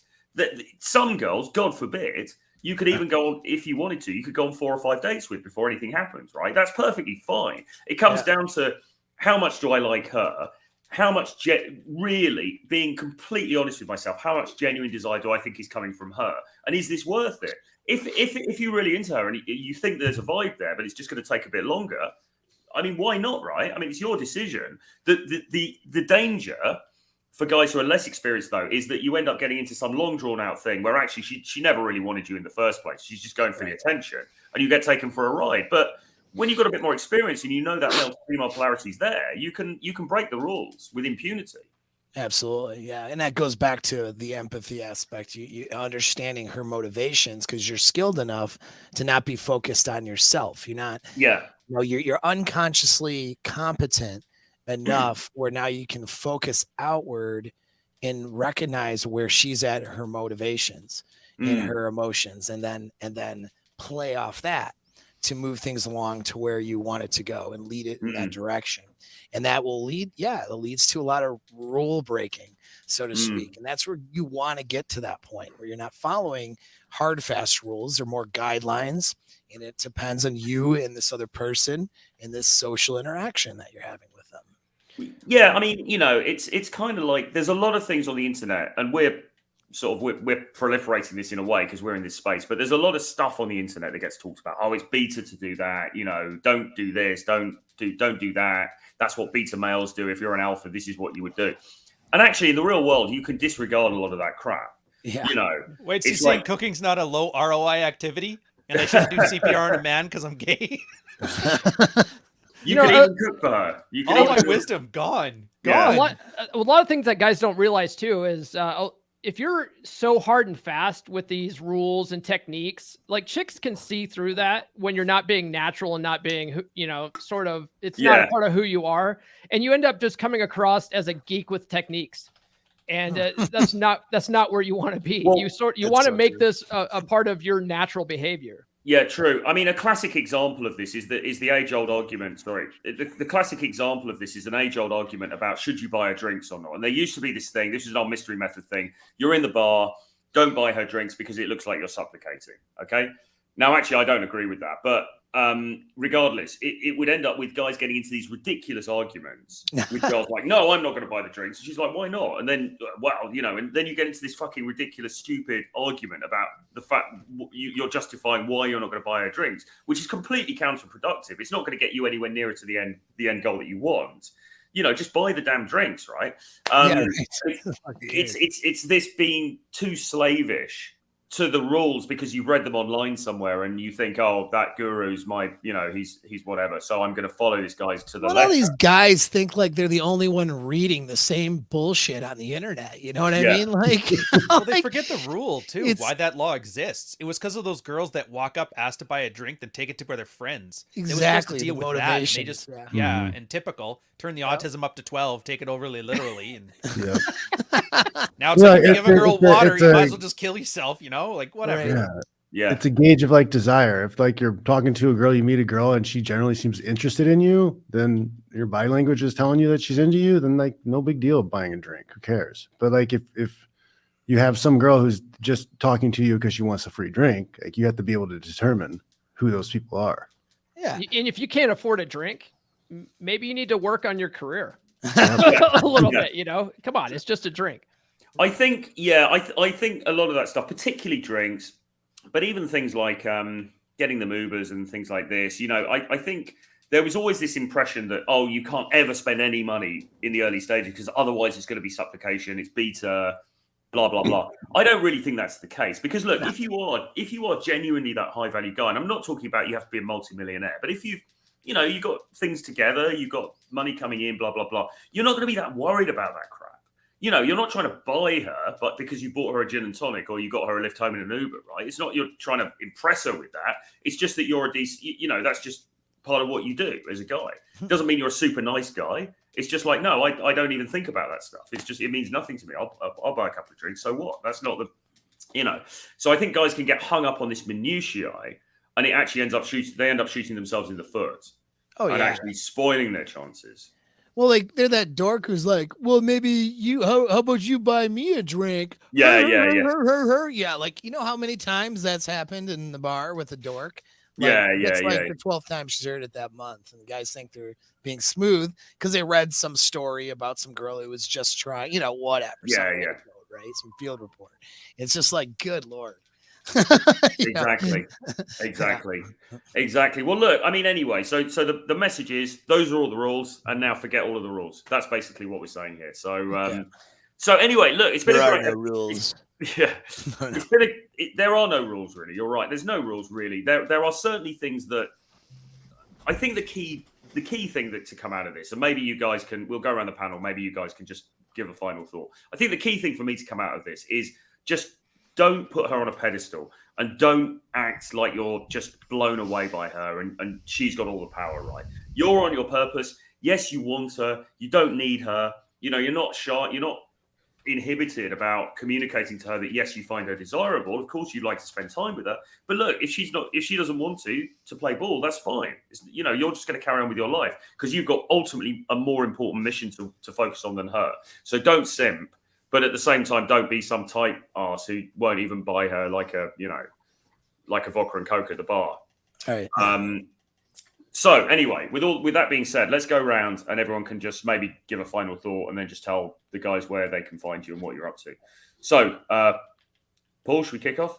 Sure. So my final thought is don't be gay for your guru. Find maybe start off with Troy, for instance, and take what he says, go out, treat it like a science experiment, see what works, see what doesn't, go back, and then maybe look at other people's stuff to see what might work better for you. That's the best advice I could give. As far as where to find me, go to my website here, comeonmanpod.com. Tune in on your favorite podcast platform. It's on, Spotify, Apple Podcasts, all the usual stuff. It's here on YouTube. Monday, I have RP Thor on as my guest. And if you guys tuned in earlier, he's now a Rule Zero member. And so if you want to learn more about Thor, because he's relatively new in the space. Well, I mean, he's been around the space forever. It's just that his YouTube channel isn't that big. But he knows all the major players in the space. He's a wealth of information. Tune in. He drops some really good information on that one. And then make sure you guys subscribe, because the day after Christmas, I have the final, I believe, is the last interview with Alan Roger Curry. I was lucky enough to interview Alan Roger Curry early November. And unfortunately, he passed away near the end of November. And when we recorded that, it was already slated to be the day after Christmas episode. So we sort of joke about that a little bit, like how it's the day after Christmas or whatever. So I thought it was only prudent not to try to push it up for ratings and stuff when he died. So I left it where it was. It's the day after Christmas episode, and I tried to do him some justice with that. So definitely tune in for that one. He is a wealth of information in that interview. Good stuff. Thank you. And now on to Mr. Stone, the magnificent Mr. Stone. I fucking hate this book, man. I hate this book. I never want to read it again. But we're going to love it. You guys are going to love it. Dude, honestly, Nick said the best thing when he started editing. He thought it was going to be another Fuck Files, a couple sailor stories, a nice easy read. He goes, oh dear, this is like a real book. 10 years of research. Thousands of men. What's that? Who's editing? Nick August. He's doing the editing. We talked about it on his channel. Dude, he's really good at it too. Yeah. He makes me legible. It's that good. Yeah. what is it saying? Oh yeah. So 10 years of work, thousands of dudes, tens of thousands of hours, hundreds of thousands of field reports, all condensed. Everything you've ever wanted to know about everybody who's talking about frame, how to hold frame, how to keep your shit together when things chaotic, how to handle girls shit testing you without losing your mind. It all comes down to frame. It's your parents never gave you a life script. Your pastor doesn't tell you what to do. These guys talking about their gurus online telling them how to live their life. All of that stuff. It all encompasses guys with no frame and the things they do. And if you've been watching me on Twitter, you've seen tons of examples. God knows it's like a business model of mine now to show you these internet alpha male gurus losing their shit online. And I'm like, look at how easy it is to make this patriarch lose his fucking mind. You don't have to be that way with your wife, with your girlfriend, with your parents, whatever. It's frame. It's not stoicism. It's not cleaning your room. It's altogether better. It's honestly, it's the best male-centric for your own benefit worldview out there. And it's not showing you what to think. It's showing you how to think. And if you're going to love it, sign on to the newsletter, www.ryanstone.com/newsletter. I'll put a thing in the chat here. You can see the last little couple excerpts coming out. It's going to be a ton of value. It's going to be a great book. It's coming out, hopefully, like paperback for sure. I think I can do a hardcover. So some people have been asked, so I'll try that. And then I got to record the audiobook. That's going to be out in a couple months. So if you hate reading and want me to read you a bedtime story, I got you, man. Just be patient and enjoy your Christmas. Awesome stuff. Looking forward to that. And we have Paul, Apex Mindset. Oh, hi. Well, I just want to back up too. First, that Ryan's writing style, Ryan, I really like your writing style, so I'm really excited for your book to come out. Actually, I mean, I've had my, frame has been a thing that's talked about for a while. I mean, and I mean, yeah, I have a, my seduction group where we talk about, it's frame and seduction, but I'm really like looking forward to reading your book and your take and your anecdotes, because I liked your, just like pick up stuff, pick up stuff, but I liked reading your fuck files. I thought it was really cool. So yeah, I just want to double down on that. So I'm excited about your book. But so for me, here's what's new for me. If I'll put another link in the chat, go to Apex Inner Game and just hit the subscribe button for me. There's going to be a few hundred people on here, maybe a few thousand by the end of the week. Go over there and please do that for me. I've been trying to beat sort of the shadow banning algorithms and the censorship, the unfair censorship, and that would help me quite a bit. Now in there, that's my ask. All right. If you do nothing else, please do that for me. I'd like to get at least to that 1,000 mark so that I'm considered a channel by YouTube algorithm standards. But that said, the video that I have on there is a higher production value video on 12 signs of, I cover like 12 different signs that she might be cheating on you. It's really pretty good. I'm getting a lot of feedback. I'm very proud of it. It did pretty well. And it's doing well. People like it when they watch it. It's going to help you, a lot of actionable things there. In there, you can sign up for my newsletter, and that's free information. I give you a free guide on how to more or less cheat-proof your relationship. So you got to kind of ask yourself, if you're watching this, if you've ever been cheated on before, if that's ever happened to you, or ever girls have gone out of pocket, crossed the boundaries and stuff like that. It's not just like, obviously, if a girl has sex with someone else, you're going to drop her, I hope, right? That's the idea. But there's a lot of things that happen before the sex with someone else happens. And it has to do with boundaries and enforcement. And that's where guys really struggle and lose things in their relationships, is how to set their boundaries up and how to, enforce those in a way that's calibrated and healthy and not toxic, right? Or not just letting her roll over your boundaries. And that all ties into frame stuff too. So I have a course that I'm doing with that. It's a a handling and cheat proofing your relationship course, but it's not just about the cheating. It's about the boundaries, and it's about how to properly enforce those things. And then also what to recognize in terms of behaviors, not the obvious ones, but some of the much less obvious ones that could alert you to the idea that maybe she is not feeling as good about the relationship as she once did. And she's starting to do that process of drifting away, things she might not even be consciously aware of. So we'll do live calls and live coaching for you guys in January who get on that course. It's we're in the pre-enrollment period right now where you can get it at a pretty good discount. So if you just go to that video, subscribe, that'll have all the information in the video description on how to get. Well, actually, in the comments section, I have where you can link to get all that stuff, and so that would help me out pretty much. And that's great stuff. Yeah, great stuff, man. And Mr. Fitch.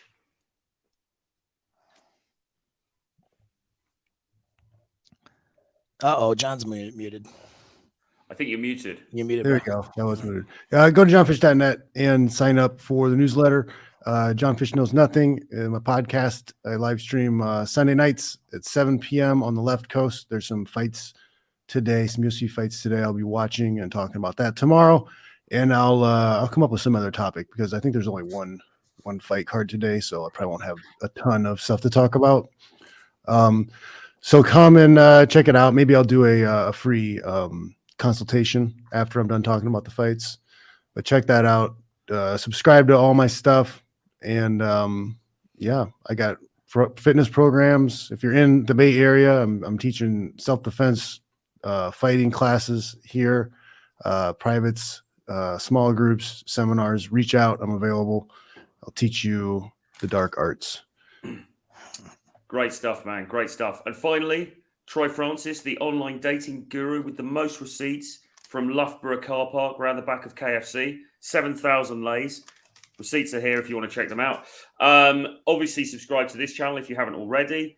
I've got content coming out daily on dating and relationships and life in general. I do a coaching program for a few students a quarter. That's going to be kicking off again in January, or week commencing January the 9th. It's called the Social Attraction System. So if you're interested in that, looking to level up your dating life, then get in touch with me. There's a couple of spots for that left.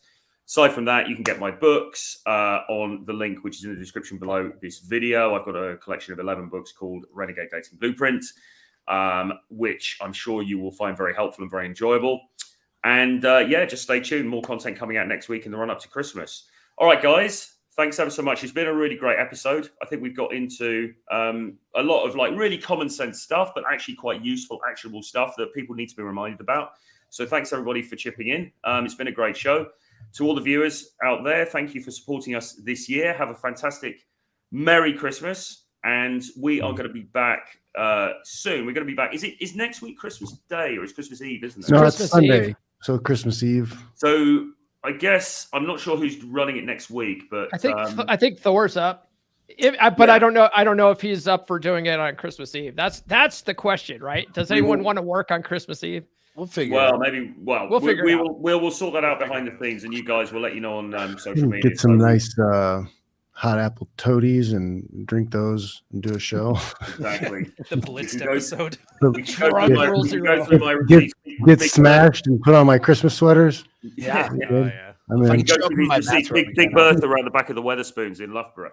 Anyway, with that, thank you very much for tuning in, and we'll see you again very soon. Bye-bye.